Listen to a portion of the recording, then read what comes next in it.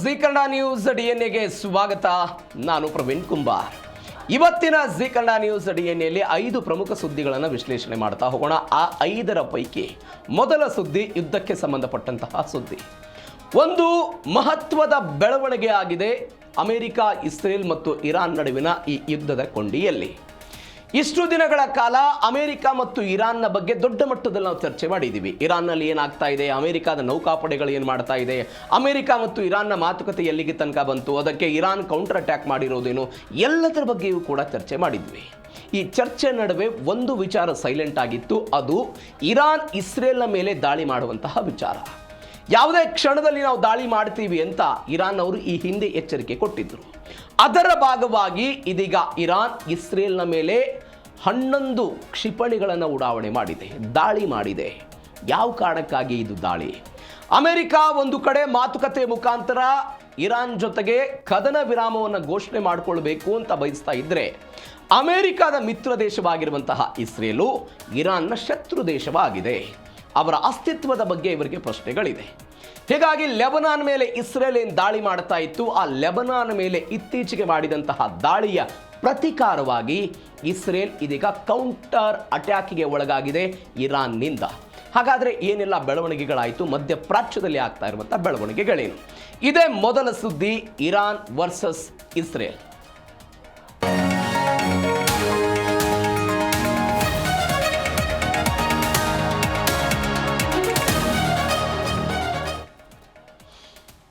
ಪಾಕಿಸ್ತಾನದ ಮಧ್ಯಸ್ಥಿಕೆಯಲ್ಲಿ Donald Trump ಮತ್ತು ಇರಾನ್ನ ನಾಯಕರ ನಡುವೆ ಮಾತುಕತೆಗಳಾಗಿತ್ತು. ಮಾತುಕತೆಗೆ ಇರಾನ್ ಅವರು ಒಪ್ಪಿರಲಿಲ್ಲ, ಅದೆಲ್ಲವೂ ಕೂಡ ಭಾಗ ಗೊತ್ತಿದೆ.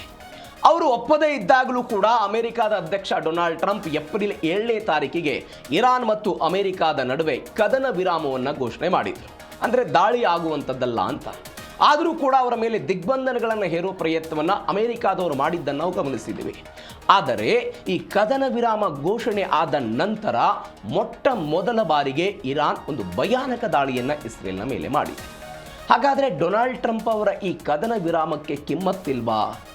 ಅಮೆರಿಕದ ಮಾತುಗಳನ್ನು ಇಸ್ರೇಲ್ ಕೇಳುವಂತಹ ಪರಿಸ್ಥಿತಿಯಲ್ಲಿ ಇವತ್ತು ಉಳಿದಿಲ್ವಾ?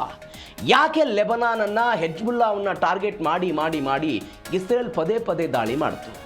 ಈ ದಾಳಿಯ ಪ್ರತೀಕಾರವಾಗಿ ಇರಾನ್ನವರು ಈ ಯಾಕೆ ಇಸ್ರೇಲ್ನ ಮೇಲೆ ದಾಳಿ ಮಾಡಿದರು ಅನ್ನುವಂತಹ ಕೆಲವೊಂದಿಷ್ಟು ಪ್ರಶ್ನೆಗಳಿದೆ.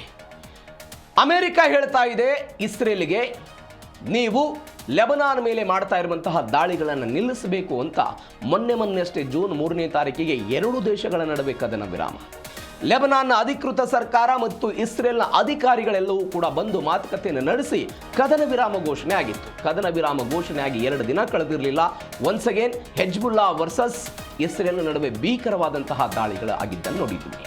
ಈ ದಾಳಿ ಆಗಿದ್ದಕ್ಕೆ ಇರಾನ್ ಕೆಂಡ ಕಾರಿದೆ. ಯಾವ ಕಾರಣಕ್ಕಾಗಿ? ಈ ಇರಾನ್ನ ಒಂದು ಒಟ್ಟಾರೆ ನಿಲುವೇನಿತ್ತು ಅಂತ ಹೇಳಿದರೆ, ಈ ಯುದ್ಧದಲ್ಲಿ ಇಸ್ರೇಲ್ ಹೌತಿಗಳ ಮೇಲೆ, ಹೆಜ್ಬುಲ್ಲಾ ಮೇಲೆ, ಗಾಜಾ ಪಟ್ಟಿಯ ಮೇಲೆ ದಾಳಿಗಳನ್ನು ನಿಲ್ಲಿಸಬೇಕು ಅಂತ ಇರಾನ್ ಪ್ರಾಕ್ಸಿ ಯುದ್ಧಗಳನ್ನು ಮಾಡುತ್ತೆ ಅಂತ ಇಸ್ರೇಲ್ನವರು ಆರೋಪ ಮಾಡ್ತಾ ಇದ್ರಲ್ಲ, ಆ ಪ್ರಾಕ್ಸಿ ಯುದ್ಧದ ಭಾಗವಾಗಿ ಇರಾನ್ ಇದೀಗ ಇಸ್ರೇಲ್ನ ಮೇಲೆ ದಾಳಿ ಮಾಡಿತು. ಏನೇನಾಯಿತು ಬೆಳವಣಿಗೆ? ಇದಕ್ಕೆ ಇರಾನ್ನ ಕೌಂಟರ್ ಅಟ್ಯಾಕ್ ಏನಿದೆ, ಇಸ್ರೇಲ್ ಏನು ಹೇಳ್ತಾ ಇದೆ, ಡೀಟೇಲ್ಸ್ ನೋಡ್ತಾ ಹೋಗೋಣ. ಕದನ ವಿರಾಮಕ್ಕೆ ಇರಾನ್ ಇದೀಗ ಎಳ್ಳು ನೀರು ಬಿಟ್ಟಿದೆ. ಹೆಂಗೆ? ಏಪ್ರಿಲ್ನಲ್ಲಿ ಜಾರಿಯಾಗಿದ್ದಂತಹ ಕದನ ವಿರಾಮದ ಈ ಒಪ್ಪಂದ ಏನಿತ್ತು ಅದನ್ನು ಮುರಿದು ಬಿಟ್ಟಿದ್ದಾರೆ. ಇಸ್ರೇಲ್ ಈ ಹಿಂದೆಯೂ ಕೂಡ ಅದನ್ನು ಮುರಿದಿತ್ತು, ಲೆಬನಾನ್ ವಿರುದ್ಧ ದಾಳಿ ಮಾಡುವ ಮುಖಾಂತರ. ಇದೀಗ ಒನ್ಸ್ ಅಗೇನ್ ಅದು ಮುರಿತಾಗಿದೆ. ಇಸ್ರೇಲ್ ಏಕಕಾಲಕ್ಕೆ 11 ಬ್ಯಾಲಿಸ್ಟಿಕ್ ಕ್ಷಿಪಣಿಗಳನ್ನು ಉಡಾವಣೆ ಮಾಡಿದೆ. ಲೆಬನಾನ್ ಮೇಲಿನ ಇಸ್ರೇಲ್ ದಾಳಿಗೆ ಪ್ರತೀಕಾರವನ್ನು ಟೆಹರಾನ್ ತೀರಿಸಿಕೊಂಡಿದೆ. ಇಸ್ರೇಲ್ನ ರಾಜಧಾನಿ ಟೆಲ್ ಅವೀವ್ನಲ್ಲಿ ನಡುರಾತ್ರಿ ಸೈರನ್ಗಳೆಲ್ಲ ಮೊಳಗ್ತು. ಇಸ್ರೇಲ್ನ ಮೇಲೆ ಇರಾನ್ ದಾಳಿ ಮಾಡಿರೋದು ಇದು ಒಂದು ಭಾಗ. ಕದನ ವಿರಾಮ ಜಾರಿಯಲ್ಲಿದೆ. ಈ ಕದನ ವಿರಾಮದ ಜಾರಿಯಲ್ಲಿದ್ದಾಗಲೂ ಕೂಡ ನಿನ್ನೆ ರಾತ್ರಿ ಇರಾನ್ ಇಸ್ರೇಲ್ ಮೇಲೆ ದಾಳಿ ಮಾಡಿದೆ. ಜೆರುಸಲಂ, ಟೆಲ್ ಅವೀವ್ ಮತ್ತು ಬೇರೆ ಬೇರೆ ಏರ್ ಬೇಸ್ಗಳನ್ನು ಗುರಿಯಾಗಿಸಿಕೊಂಡು ಇಂಥದ್ದೊಂದು ದಾಳಿಯಾಗಿದೆ. ಇದಕ್ಕೆ ಪ್ರತಿಯಾಗಿ ಇಸ್ರೇಲ್ ಅವರು ಕೂಡ ಒಂದು ದಾಳಿಯನ್ನು ಮಾಡಿದ್ದಾರೆ.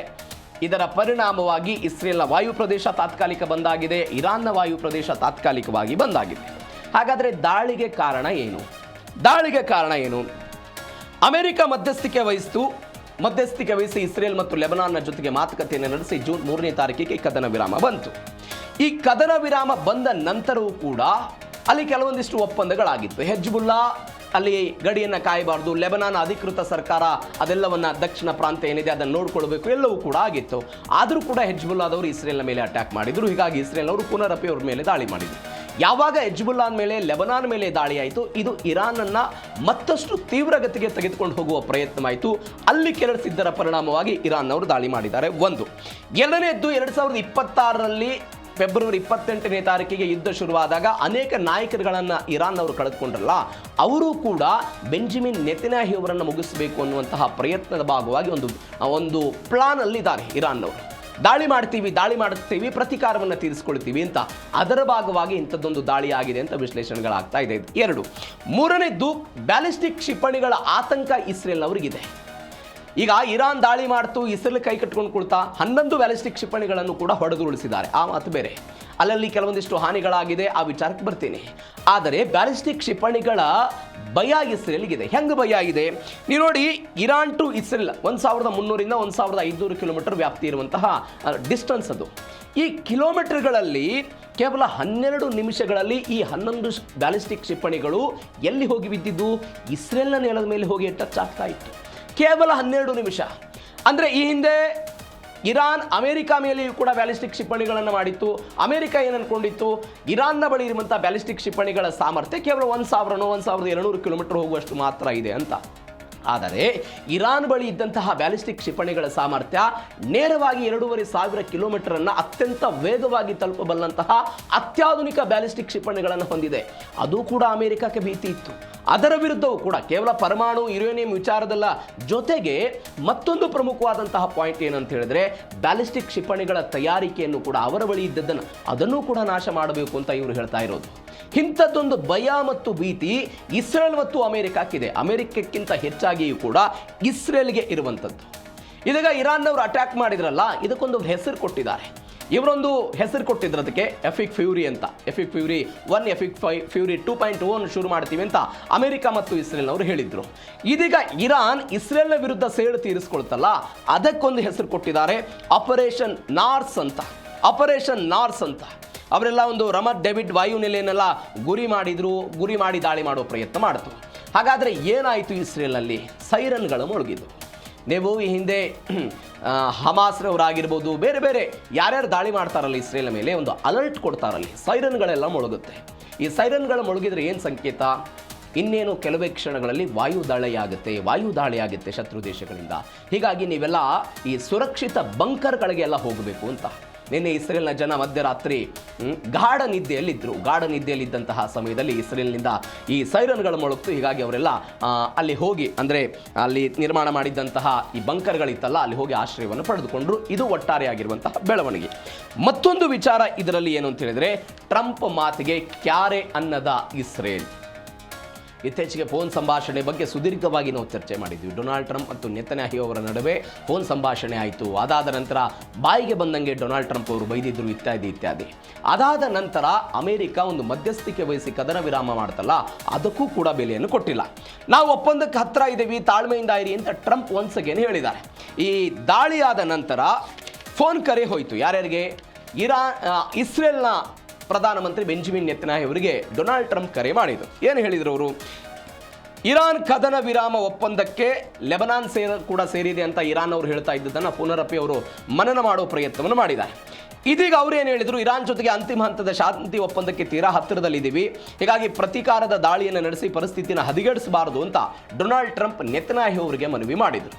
ಅಂದರೆ ನಾನು ಮೊನ್ನೆಯೂ ಕೂಡ ಹೇಳಿದೆ, ಲೆಬನಾನ್ ಮೇಲೆ ಯುದ್ಧ ನಿಲ್ಲೋದು ಅಥವಾ ದಾಳಿಗಳು ನಿಲ್ಲೋದು ಇರಾನ್ಗೆ ಎಷ್ಟು ಪ್ರಾಮುಖ್ಯತೆ ಇದೆಯೋ ಅಮೆರಿಕಕ್ಕೂ ಕೂಡ ಅಷ್ಟೇ ಪ್ರಾಮುಖ್ಯತೆ ಇದೆ. ಬಿಕಾಸ್ ತನ್ನ ಕದನ ವಿರಾಮ, ಅಂದರೆ ಇರಾನ್ ಅಮೆರಿಕಾದ ಮುಂದೆ ಬಾಗಬೇಕು ಅನ್ನೋ ಉದ್ದೇಶದ ಕಾರಣಕ್ಕಾಗಿಯೂ ಕೂಡ ಡೊನಾಲ್ಡ್ ಟ್ರಂಪ್ ಅವರಿಗೆ ಇಸ್ರೇಲ್ ಯಾವುದೇ ಕಾರಣಕ್ಕೂ ಲೆಬನಾನ್ ಮೇಲೆ ದಾಳಿ ಮಾಡಬಾರದು ಅಂತ. ಒಂದು ವೇಳೆ ಲೆಬನಾನ್ ಮೇಲೆ ಇಸ್ರೇಲ್ ದಾಳಿ ಮಾಡ್ತಾ ಹೋಗೋದಾದ್ರೆ ಇಲ್ಲಿ ಇರಾನ್ ಅಮೆರಿಕಾದ ಮುಂದೆ ಕದನ ವಿರಾಮಕ್ಕೆ ಮುಂದೆ ಬರಲ್ಲ. ಇದು ಅಮೆರಿಕಾದ ಅಧ್ಯಕ್ಷ ಡೊನಾಲ್ಡ್ ಟ್ರಂಪ್ ಅವರಿಗಿರುವಂತಹ ಟೆನ್ಷನ್. ಇದೇ ಕಾರಣಕ್ಕಾಗಿ ಪುನರಪಿ ನೀ ಒಂಟಿ ಆಗ್ತಾ ಇದೆಯಾ, ಜಗತ್ತಲ್ಲಿ ನಿನ್ನ ದ್ವೇಷ ಮಾಡ್ತಿದ್ದಾರೆ, ನಾನು ಮಾತ್ರ ನಿನ್ನ ಜೊತೆಗೆ ನಿಂತಿದ್ದೀನಿ, ಜೈಲಲ್ಲಿ ಇರ್ತಿದ್ದೀನಿ, ಇತ್ಯಾದಿ ಯಾವ ಕಾರಣಕ್ಕಾಗಿ ಮನವರಿಕೆ ಮಾಡೋ ಪ್ರಯತ್ನ ಅಂತ ಹೇಳಿದ್ರೆ ಅಮೆರಿಕಾದ ಸ್ವಹಿತಾಸಕ್ತಿಯೂ ಕೂಡ ಇದರಲ್ಲಿ ಅಡಗಿದೆ. ಇದು ಗಮನಿಸಬೇಕಾದ ಸಂಗತಿ. ಅನೇಕ ವರ್ಷಗಳಿಂದ ಲೆಬನಾನ್ ಮತ್ತು ಇಸ್ರೇಲ್ ನಡುವೆ ಕಾದಾಟಗಳಿದೆ, ಇಸ್ರೇಲ್ ಮತ್ತು ಇರಾನ್ನ ನಡುವೆ ಕಾದಾಟಗಳಿದೆ. ಅಮೆರಿಕದ ಮಧ್ಯಪ್ರವೇಶ ಯಾಕೆ, ಇಲ್ಲಿ ಕದನ ವಿರಾಮ ಆಗಬೇಕು ಅಂತ ಮನವಿ ಮಾಡಿದರು. ಅದಕ್ಕೆ ಬೆಂಜಮಿನ್ ನೆತನ್ಯಾಹು ಹೇಳಿದ್ರಂತೆ, ನಮಗೆ ಸ್ವಯಂ ರಕ್ಷಣೆ ಮುಖ್ಯ, ಸ್ವಯಂ ರಕ್ಷಣೆಯ ಹಠ ಇದೆ. ನನ್ನ ದೇಶದ ಸಾರ್ವಭೌಮತ್ವದ ಮೇಲೆ, ನನ್ನ ದೇಶದ ನಾಗರಿಕರ ಮೇಲೆ, ಸಾರ್ವಜನಿಕರ ಮೇಲೆ ದಾಳಿಯಾದಾಗ ನಾವು ಯಾವುದೇ ಕಾರಣಕ್ಕೂ ಸುಮ್ಮನಿರೋದಿಲ್ಲ. ಹೀಗಾಗಿ ನಮ್ಮ ಸಾರ್ವಭೌಮತ್ವದ ಪ್ರಶ್ನೆ ಇದೆ, ನಾವು ಅವರಿಗೂ ಕೂಡ ಕೌಂಟರ್ ಅಟ್ಯಾಕ್ ಮಾಡ್ತೀವಿ ಅಂತ ನೆತನ್ಯಾಹು ಅವರು ಹೇಳಿದರು ಅಂತ. ಮತ್ತೊಂದು, ಯಾಕೆ ಇಸ್ರೇಲ್ ಇರಾನ್ ದಾಳಿ ಮಾಡಿದಾಗ ಪುನರಪಿ ಅವರಿಗೆ ಪ್ರತಿಕ್ರಿಯೆ ಕೊಡೋ ಪ್ರಯತ್ನವನ್ನು ಮಾಡ್ತಿದೆ ಅಂತ ಹೇಳಿದ್ರೆ, ಇದೇ ಬ್ಯಾಲಿಸ್ಟಿಕ್ ಕ್ಷಿಪಣಿಗಳು ಎಲ್ಲೋ ಗಡಿ ಪ್ರದೇಶಕ್ಕೆ ಬಂದಿದ್ದಲ್ಲ, ಇಸ್ರೇಲ್ನ ಒಳಗಡೆ ಬಂದಿದ್ದು. ಇಸ್ರೇಲ್ಗೆ ಒಂದು ಆತಂಕ ಇದೆ. ಇಸ್ರೇಲ್ ಅವರು ಇದುವರೆಗೂ ಕೂಡ ನಮ್ಮ ಬಳಿ ಪರಮಾಣು ಇದೆ ಇಲ್ಲ ಯಾವುದನ್ನು ಹೇಳೋದಕ್ಕೆ ಸಾಧ್ಯ ಇಲ್ಲ ಅಂತ ಹೇಳಿದ್ದೆ ನಾವು ಕೇಳಿಸ್ಕೊಂಡಿದ್ದೀವಿ. ಇಸ್ರೇಲ್ಗೆ ಇರುವಂತಹ ಆತಂಕ, ಈ ಹಿಂದೆ ಯುದ್ಧದ ಸಮಯದಲ್ಲಿ ಇರಾನ್ನವರು ಕ್ಷಿಪಣಿಗಳನ್ನು ಉಡಾವಣೆ ಮಾಡುವ ಮುಖಾಂತರ ಇಸ್ರೇಲ್ನ ಪರಮಾಣು ಕೇಂದ್ರಗಳನ್ನು ಟಾರ್ಗೆಟ್ ಮಾಡಿದ್ರು. ಕೆಲವೊಂದಿಷ್ಟು ಕಡೆ ಹಾನಿಯಾಗಿದ್ದನ್ನು ಕೂಡ ನಾವು ಗಮನಿಸಿದ್ದೇವೆ. ಇದೇ ರೀತಿಯಾಗಿ ದಾಳಿ ಮುಂದುವರೆದರೆ ಹೇಗೆ ಇಸ್ರೇಲ್ ಇರಾನ್ನ ಪರಮಾಣು ಕೇಂದ್ರಗಳನ್ನು ಗುರಿಯಾಗಿಸಿಕೊಂಡು ಅವುಗಳ ಮೇಲೆ ದಾಳಿ ಮಾಡೋ ಪ್ರಯತ್ನವನ್ನು ಮಾಡ್ತಾ ಇದೆಯೋ, ಇರಾನ್ ಆ ಕಡೆಯಿಂದಲೂ ಕೂಡ ದಾಳಿ ಮಾಡಬಹುದು ಎನ್ನುವಂಥ ಆತಂಕ ಇಸ್ರೇಲ್ನ ಪ್ರಧಾನಮಂತ್ರಿ ಬೆಂಜಮಿನ್ ನೆತನ್ಯಾಹು ಅವರಿಗಿದೆ. ಈ ಕಾರಣಕ್ಕಾಗಿ ಸಾರ್ವಭೌಮತ್ವದ ಪ್ರಶ್ನೆ, ಅಮೆರಿಕದ ಮಾತಿಗೆ ಅವರು ಕ್ಯಾರೆ ಎನ್ನದೆ ಪ್ರತಿ ದಾಳಿ ಮಾಡೋ ಪ್ರಯತ್ನವನ್ನು ಮಾಡಿದ್ದಾರೆ. ಒಂದು. ಎರಡನೇದ್ದು, ಈ ಎಲ್ಲ ಬೆಳವಣಿಗೆಗಳಾದ ನಂತರ ಅಮೆರಿಕ ಮತ್ತು ಇಸ್ರೇಲ್ನ ಈ ಸಂಬಂಧದ ನಡುವೆ ಬಿರುಕು ಬಂತ ಅನ್ನುವಂತಹ ಪ್ರಶ್ನೆ ಇದೆ. ಯಾಕಂದರೆ ಒಂದು ಕಡೆ ಇಸ್ರೇಲ್ನ ಮಾತಿಗೆ ಅಮೆರಿಕಾದವರು ಇರಾನ್ ಮೇಲೆ ಯುದ್ಧ ಮಾಡಿದ್ರು ಅಂತ ಅಮೆರಿಕಾದವರೇ ಹೇಳ್ಕೊಂಡಿದ್ದನ್ನು ನೋಡಿದ್ದೀವಿ. ಇದು ಒಂದು ಬೆಳವಣಿಗೆ. ಆದರೆ ಡೊನಾಲ್ಡ್ ಟ್ರಂಪ್ ಅವರ ಮಾತಿಗೆ ಬೆಂಜಮಿನ್ ನೆತನ್ಯಾಹು ಒಪ್ತಾ ಇಲ್ಲ. ಕದನ ವಿರಾಮದವೂ ಕೂಡ ಇರಾನಿಗೆ ನೀವು ಸಪೋರ್ಟ್ ಮಾಡ್ತಾ ಇದ್ದೀರಿ ಅನ್ನುವಂತಹ ನಿಟ್ಟಿನಲ್ಲಿ ಅವರ ಮಾತುಗಳು ಇರೋದ್ರಿಂದ ಹೀಗಾಗಿ ಎರಡೂ ದೇಶಗಳ ನಡುವೆ ಒನ್ಸ್ ಅಗೇನ್ ಭಿನ್ನಾಭಿಪ್ರಾಯಗಳು ಬಂತ ಅನ್ನುವಂತಹ ಚರ್ಚೆ ಇವೆಲ್ಲದರಿಂದ ಕೂಡ ಆಗ್ತಾ ಇದೆ. ಹೀಗಾಗಿ ಏನಾಗುತ್ತೆ ನೋಡೋಣ. ಮತ್ತೊಂದು ಬೆಳವಣಿಗೆ ಏನಾಗಿದೆ ಅಂತ ಹೇಳಿದ್ರೆ, ರೆಡ್ ಅಲರ್ಟ್ ಘೋಷಣೆ ಆಗಿದೆ ಮಧ್ಯಪ್ರಾಚ್ಯದಲ್ಲಿ ರೆಡ್ ಅಲರ್ಟ್. ಫೆಬ್ರವರಿ 28ನೇ ತಾರೀಕಿಗೆ ಯುದ್ಧ ಶುರುವಾಗಿದ್ದು ಕಂಟಿನ್ಯೂ ಆದಾಗ ಮಧ್ಯಪ್ರಾಚ್ಯದ ಪರಿಸ್ಥಿತಿ ಬಗ್ಗೆ ನಮಗೆಲ್ಲ ಗೊತ್ತಿತ್ತು. ಯಾರು ಕೂಡ ಪ್ರವಾಸ ಮಾಡೋದಕ್ಕೆ ಸಾಧ್ಯ ಇರಲಿಲ್ಲ. ತೈಲದ ಬಿಕ್ಕಟ್ಟೆಲ್ಲ ಸೃಷ್ಟಿಯಾಗಿತ್ತು. ಜನನಿ ಬೀಡ ಪ್ರದೇಶಗಳನ್ನು ಗುರಿಯಾಗಿಸಿಕೊಂಡು ದಾಳಿ ಮಾಡಿದರು. ಅನೇಕ 135-140 ವಿದ್ಯಾರ್ಥಿಗಳಿದ್ದಂತಹ ಶಾಲೆ ಮೇಲೆ ಅಮೆರಿಕಾದವರು ದಾಳಿ ಮಾಡಿದರು. ಅವರೆಲ್ಲರೂ ಕೂಡ ಮೃತಪಟ್ಟರು. ಎಲ್ಲವೂ ಕೂಡ ಆಗಿದ್ದನ್ನು ನೋಡಿದ್ದೀವಿ. ಇದೀಗ ಒನ್ಸ್ ಅಗೇನ್ ಅಂತದ್ದೊಂದು ರೆಡ್ ಅಲರ್ಟ್ ಘೋಷಣೆ ಆಗಿದೆ. ಇರಾನ್ ಇಸ್ರೇಲ್ ನೇರ ಸಮರದಿಂದ ಪಶ್ಚಿಮ ಏಷ್ಯಾದಲ್ಲಿ ಕಟ್ಟೆಚ್ಚರ ಘೋಷಣೆಯಾಗಿದೆ. ಟೆಹರಾನ್ ಅಂತಾರಾಷ್ಟ್ರೀಯ ವಿಮಾನ ನಿಲ್ದಾಣದ ಎಲ್ಲ ವಿಮಾನ ಹಾರಾಟ ರದ್ದಾಗಿದೆ. 72 ಗಂಟೆಗಳ ಕಾಲ ವಾಯು ಪ್ರದೇಶವನ್ನು ಇರಾಕ್ ಬಂದ್ ಮಾಡಿಕೊಂಡಿದೆ. ದೊಡ್ಡ ಯುದ್ಧಕ್ಕೆ ಸಿದ್ಧರಾಗಿ ಅಂತ ಪೆಂಟಗನ್ ಆದೇಶವನ್ನು ಕೊಟ್ಟಿದೆ ಅಮೆರಿಕ ಸೇನೆಗೂ ಕೂಡ. ಸೌದಿ ಅರೇಬಿಯಾದಲ್ಲಿ ಕ್ಷಿಪಣಿ ದಾಳಿಯ ಮುನ್ಸೂಚನೆಯ ಸೈರನ್ ಎಲ್ಲ ಮೊಳಗಿದೆ. ಮಹಾಯುದ್ಧದ ಭೀತಿಯಲ್ಲಿ ಗಲ್ಫ್ ರಾಷ್ಟ್ರಗಳು ಇರುವಂಥದ್ದು.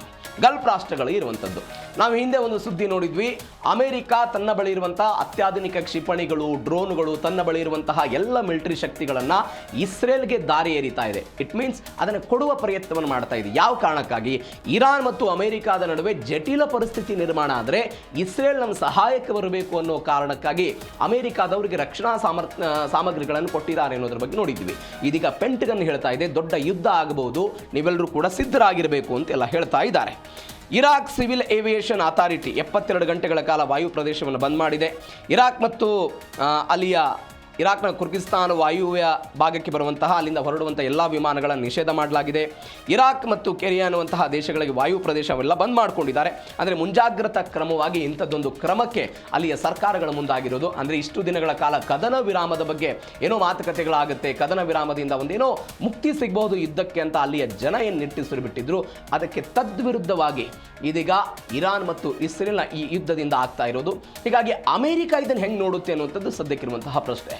ಯಾಕಂದರೆ ಅಮೆರಿಕಾದ ಪರವಾಗಿ ಪಾಕಿಸ್ತಾನದವರು, ಕುವೈತ್ ಅವರೆಲ್ಲರೂ ಕೂಡ ಬಂದು ಮಾತುಕತೆ ನಡೆಸಿ ಪ್ರಯತ್ನವನ್ನು ಮಾಡ್ತಾ ಇದ್ದಾರೆ.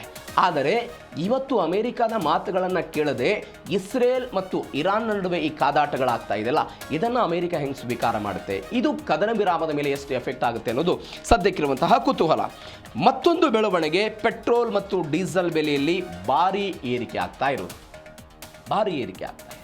ನಿಮಗೆ ಯುದ್ಧ ಶುರುವಾದಂತಹ ಪರಿಸ್ಥಿತಿಯಲ್ಲಿ ಏನೇನಾಗಿತ್ತು, ಒನ್ಸ್ ಅಗೇನ್ ಇವತ್ತು ನಮ್ಮದೇ ದೇಶದಲ್ಲಿ ಸಿಲಿಂಡರ್ ದರಗಳ ಏರಿಕೆ ಆಗಿದ್ದು, ಅದಕ್ಕೆ ಕೇಂದ್ರ ಸರ್ಕಾರಗಳ ಸಮರ್ಥನೆ ಎಲ್ಲ ಕೊಟ್ಟಿದ್ದನ್ನು ನಾವೆಲ್ಲ ನೋಡಿದ್ದೀವಿ. ಇದೀಗ ಮತ್ತೆ ಅಂತಾರಾಷ್ಟ್ರೀಯ ಮಾರುಕಟ್ಟೆಯಲ್ಲಿ ತೈಲ ಬೆಲೆ ಏರಿಕೆ, ಬ್ಯಾರೆಲ್ಗೆ $96 ಗಡಿ ದಾಟಿದೆ. ಬ್ರೆಂಟ್ ಕಚ್ಚಾ ತೈಲ ಒಂದೇ ದಿನದಲ್ಲಿ $2 ಎಲ್ಲ ಅತಿ ಹೆಚ್ಚಾಗ್ಬಿಟ್ಟಿದೆ. ಹಾರ್ಮುಜ್ ಜಲಸಂಧಿಯಲ್ಲಿ ತೈಲ ಸಾಗಾಣಿಕೆಗೆ ಅಡ್ಡಿಯಾಗುವಂತಹ ಆತಂಕ. ನಾವು ಮೊನ್ನೆ ಒಂದು ಸುದ್ದಿ ನೋಡಿದ್ವಿ. ಮೊನ್ನೆ ಅಂದರೆ ಕಳೆದ ಕೆಲವು ದಿನಗಳ ಹಿಂದೆ ಒಪೆಕ್ ರಾಷ್ಟ್ರಗಳು ತೈಲ ಬೆಲೆಯನ್ನು ನಿರ್ಧಾರ ಮಾಡ್ತಾರೆ. ಹೆಂಗೆ ತೈಲ ಬೆಲೆಗಳನ್ನು ನಿರ್ಧಾರ ಮಾಡ್ತಾರೆ? ಅವರು ಉತ್ಪಾದನೆ ಮಾಡುವಂತಹ ತೈಲದ ಆಧಾರದ ಮೇಲೆ ಬೇಡಿಕೆ ಮತ್ತು ಪೂರೈಕೆ, ಅರ್ಥಶಾಸ್ತ್ರದಲ್ಲಿ ಬರುವಂತಹ ಡಿಮ್ಯಾಂಡ್ ಆ್ಯಂಡ್ ಸಪ್ಲೈ ಸೂತ್ರ ಇದೆಯಲ್ಲ, ಆ ಸೂತ್ರದ ಅನ್ವಯ ಒಪೆಕ್ ಕೆಲಸ ಮಾಡುತ್ತೆ ಅಂತ. ಅಂದರೆ ನಿಮಗೆ ವಿಪರೀತ ಬೇಡಿಕೆ ಇದ್ದು ಉತ್ಪಾದನೆ ಕಡಿಮೆ ಇದ್ದಾಗ ರೇಟ್ ಜಾಸ್ತಿ ಆಗುತ್ತೆ. ಅದೇ ಉತ್ಪಾದನೆ ಹೆಚ್ಚಳವಾಗಿದ್ದಾಗ ಅದರ ಡಿಮ್ಯಾಂಡ್ ಕಡಿಮೆ ಇದ್ದಂತಹ ಸಮಯದಲ್ಲಿ ಅದರ ದರ ಕುಸಿತ ಆಗೋದನ್ನು ನಾವು ಗಮನಿಸ್ತಾ ಇದ್ದೀವಿ. ಇದೀಗ ಒಪೆಕ್ನವರು ಏನು ಹೇಳ್ತಾ ಇದ್ದಾರೆ, ಈ ಜಾಗತಿಕ ಜಟಿಲತೆ ಮತ್ತು ಯುದ್ಧದ ಕಾರಣಕ್ಕಾಗಿ ಮುಂದಿನ ಕೆಲವು ದಿನಗಳ ಕಾಲ 1,88,000 ಬ್ಯಾರೆಲ್ ಕಚ್ಚಾ ತೈಲವನ್ನು ನಾವು ಹೆಚ್ಚಳ ಮಾಡ್ತೀವಿ ಉತ್ಪಾದನೆ ಅಂತ ಅವರು ನಿರ್ಧಾರ ಮಾಡಿದ್ದಾರೆ. ಹೌದು, ಉತ್ಪಾದನೆ ಜಾಸ್ತಿ ಆಯಿತು, ಬೇಡಿಕೆಯೂ ಕೂಡ ಅದೇ ಪ್ರಮಾಣದಲ್ಲಿದೆ. ಈಗ ಉತ್ಪಾದನೆ ಜಾಸ್ತಿ ಆದಾಗ ದರ ಕಡಿಮೆ ಆಗಬೇಕು. ಆದರೆ ಯಾಕೆ ದರ ಜಾಸ್ತಿ ಆಗುತ್ತೆ, ಇಂಥದ್ದೊಂದು ಪ್ರಶ್ನೆ ಇದೆ. ಈ ದರ ಜಾಸ್ತಿ ಆಗೋದಕ್ಕೆ ಬೇರೆ ಬೇರೆ ಕಾರಣಗಳಿದೆ.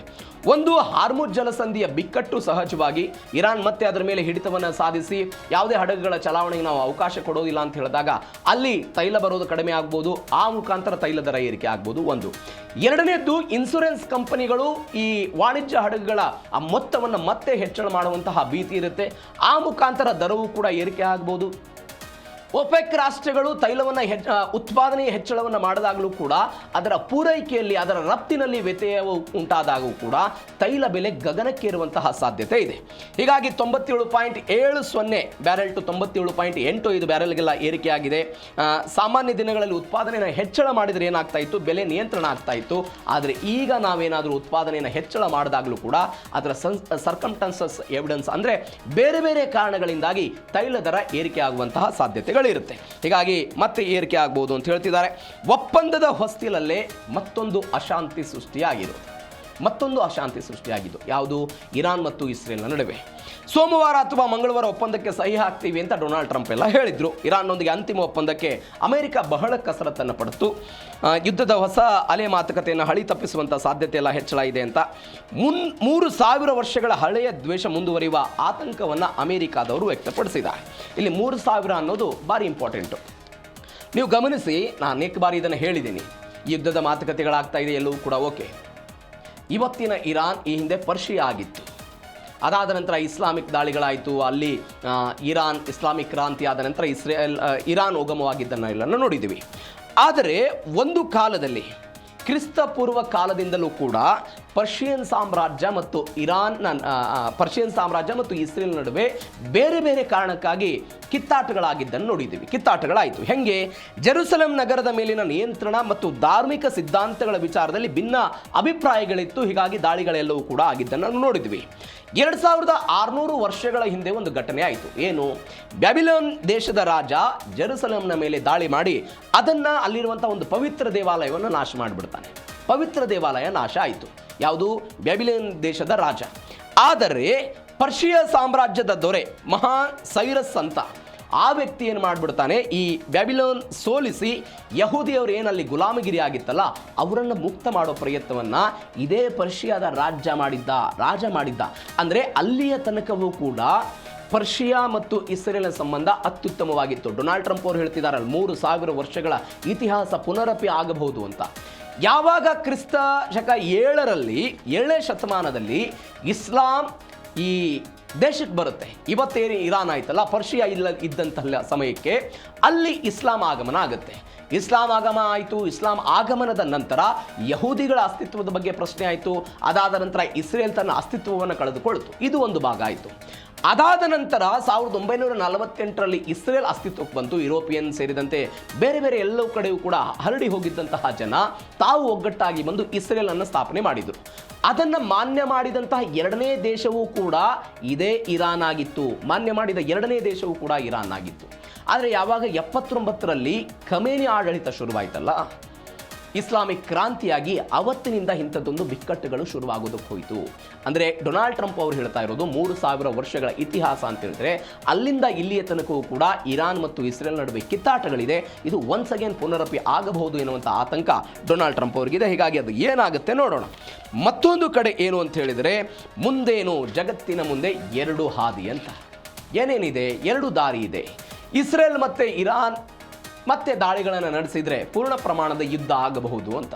ಇದುವರೆಗೂ ಪೂರ್ಣ ಪ್ರಮಾಣದ ಯುದ್ಧ ಆಗಿಲ್ಲ, ಈ ಪೂರ್ಣ ಪ್ರಮಾಣದ ಯುದ್ಧ ಆಗಬಹುದು ಅಂತ. ಇರಾನ್ನ ಅಣುಶಕ್ತಿ ನೆಲೆಗಳ ಮೇಲೆ ಇಸ್ರೇಲ್ ಸೇನಾಪಡೆಗಳೆಲ್ಲ ಕಣ್ಣಿಟ್ಟಿದ್ದಾರೆ. ನೆತನ್ಯಾಹು ಹಠಮಾರಿತನಕ್ಕೆ ಬ್ರೇಕ್ ಹಾಕೋದಕ್ಕೆ ಅಮೆರಿಕಾಗೆ ಇದೀಗ ಒಂದು ಅಗ್ನಿ ಪರೀಕ್ಷೆ ಬಂದ್ಬಿಟ್ಟಿದೆ. ಹಾರ್ಮುಜ್ ಬಂದಾದರೆ ಜಾಗತಿಕ ಆರ್ಥಿಕತೆ ನೆಲಕಚ್ಚುತ್ತೆ, ಯುದ್ಧ ಶಾಶ್ವತವಾಗಿ ನಿಲ್ಲೋದಕ್ಕೆ ಲೆಬನಾನ್ ಮೇಲಿನ ದಾಳಿ ನಿಲ್ಲಿಸಬೇಕು ಅನ್ನೋ ಷರತ್ತಿದೆ. ಜಗತ್ತಿನ ದೊಡ್ಡಣ್ಣ ಅಮೆರಿಕ ಮಾತನ್ನು ಇಸ್ರೇಲ್ ಅವರು ಕೇಳ್ತಾರಾ ಅನ್ನುವಂಥದ್ದು ಒಂದು ಪ್ರಶ್ನೆ ಇದೆ. 1981ರಲ್ಲಿ ಯಾಕೆ ಇಸ್ರೇಲ್ ಮತ್ತು ಅಮೆರಿಕಾದ ಮಾತುಗಳು ಇತ್ಯಾದಿ ಅಂತ 1981ರಲ್ಲಿ ಒಂದು ಘಟನೆ ಆಯಿತು. ಆಪರೇಷನ್ ಒಫೇರಾ ಅಂತ ಕರೀತಾರೆ. ಇರಾಕ್ ಅಣುಬಾಂಬನ್ನು ತಯಾರು ಮಾಡ್ತಾ ಇದೆ ಎನ್ನುವ ಕಾರಣಕ್ಕಾಗಿ ಇಸ್ರೇಲ್ನವರು ಒಂದು ಒಪೇರಾ ಅನ್ನುವಂತಹ ಒಂದು ಪ್ರದೇಶದಲ್ಲಿ ಇವರು ದಾಳಿ ಮಾಡ್ತಾರೆ, ಧ್ವಂಸ ಮಾಡ್ತಾರೆ. ಅಮೆರಿಕ ಮಾತು ಹೇಳುತ್ತೆ ನೀವು ದಾಳಿಯನ್ನು ನಿಲ್ಲಿಸಬೇಕು ಅಂತ. ಅವತ್ತು ಇಸ್ರೇಲ್ನವರು ಅವರ ಮಾತುಗಳನ್ನು ಕೇಳಿದ್ರು 1981ರಲ್ಲಿ. 1956ರಲ್ಲಿ ಸೂಯೆಜ್ ಕಾಲುವೆ ಬಿಕ್ಕಟ್ಟು ಬರುತ್ತೆ. ಅದ್ರ ಬಗ್ಗೆ ಡೀಟೇಲ್ಸ್ಗೆ ನೆಕ್ಸ್ಟ್ ಸ್ಟೋರಿಗೆ ಬರ್ತೀನಿ ನಾನು ಏನೇನಾಗಿತ್ತು ಅಂತ. ಸೂಯೆಜ್ ಕಾಲುವೆಯ ಬಿಕ್ಕಟ್ಟು ಆದಂತಹ ಸಮಯದಲ್ಲೂ ಕೂಡ ಆರ್ಥಿಕ ದಿಗ್ಬಂಧನದ ಕಾರಣಕ್ಕಾಗಿ ಇಸ್ರೇಲ್ ಅಮೆರಿಕದ ಮಾತುಗಳನ್ನು ಕೇಳಿತ್ತು. 2024ರಲ್ಲಿ ಗಾಜಾ ಪಟ್ಟಿಯ ಮೇಲೆ ಇಸ್ರೇಲ್ ದಾಳಿ ಮಾಡ್ತಲ್ಲ, ಆ ಸಮಯದಲ್ಲೂ ಕೂಡ ಜೋ ಬೈಡನ್ ಮನವಿ ಮಾಡಿದ್ರು ನೀವು ಈ ಗಾಜಾ ಪಟ್ಟಿಯ ಮೇಲೆ ಮಾಡ್ತಾ ಇದ್ದಂತಹ ಯುದ್ಧವನ್ನು ನಿಲ್ಲಿಸಬೇಕು ಅಂತ. ಆದರೆ ಅವತ್ತು ಇಸ್ರೇಲ್ನ ಬೆಂಜಮಿನ್ ನೆತನ್ಯಾಹು ಹೇಳಿದ್ರು, ನಾವು ಯಾವುದೇ ಕಾರಣಕ್ಕೂ ಗಾಜಾ ಪಟ್ಟಿ ಮೇಲಿನ ದಾಳಿಯನ್ನು ನಿಲ್ಲಿಸಲ್ಲ, ನಮ್ಮ ಜೊತೆಗೆ ಅಮೆರಿಕ ಬರದೇ ಇದ್ದಾಗಲೂ ಕೂಡ ನಾವು ಏಕಾಂಗಿಯಾಗಿ ಹೋರಾಟವನ್ನು ಮಾಡ್ತೀವಿ ಅಂತ 2024ರಲ್ಲಿ ಹೇಳಿದ್ರು.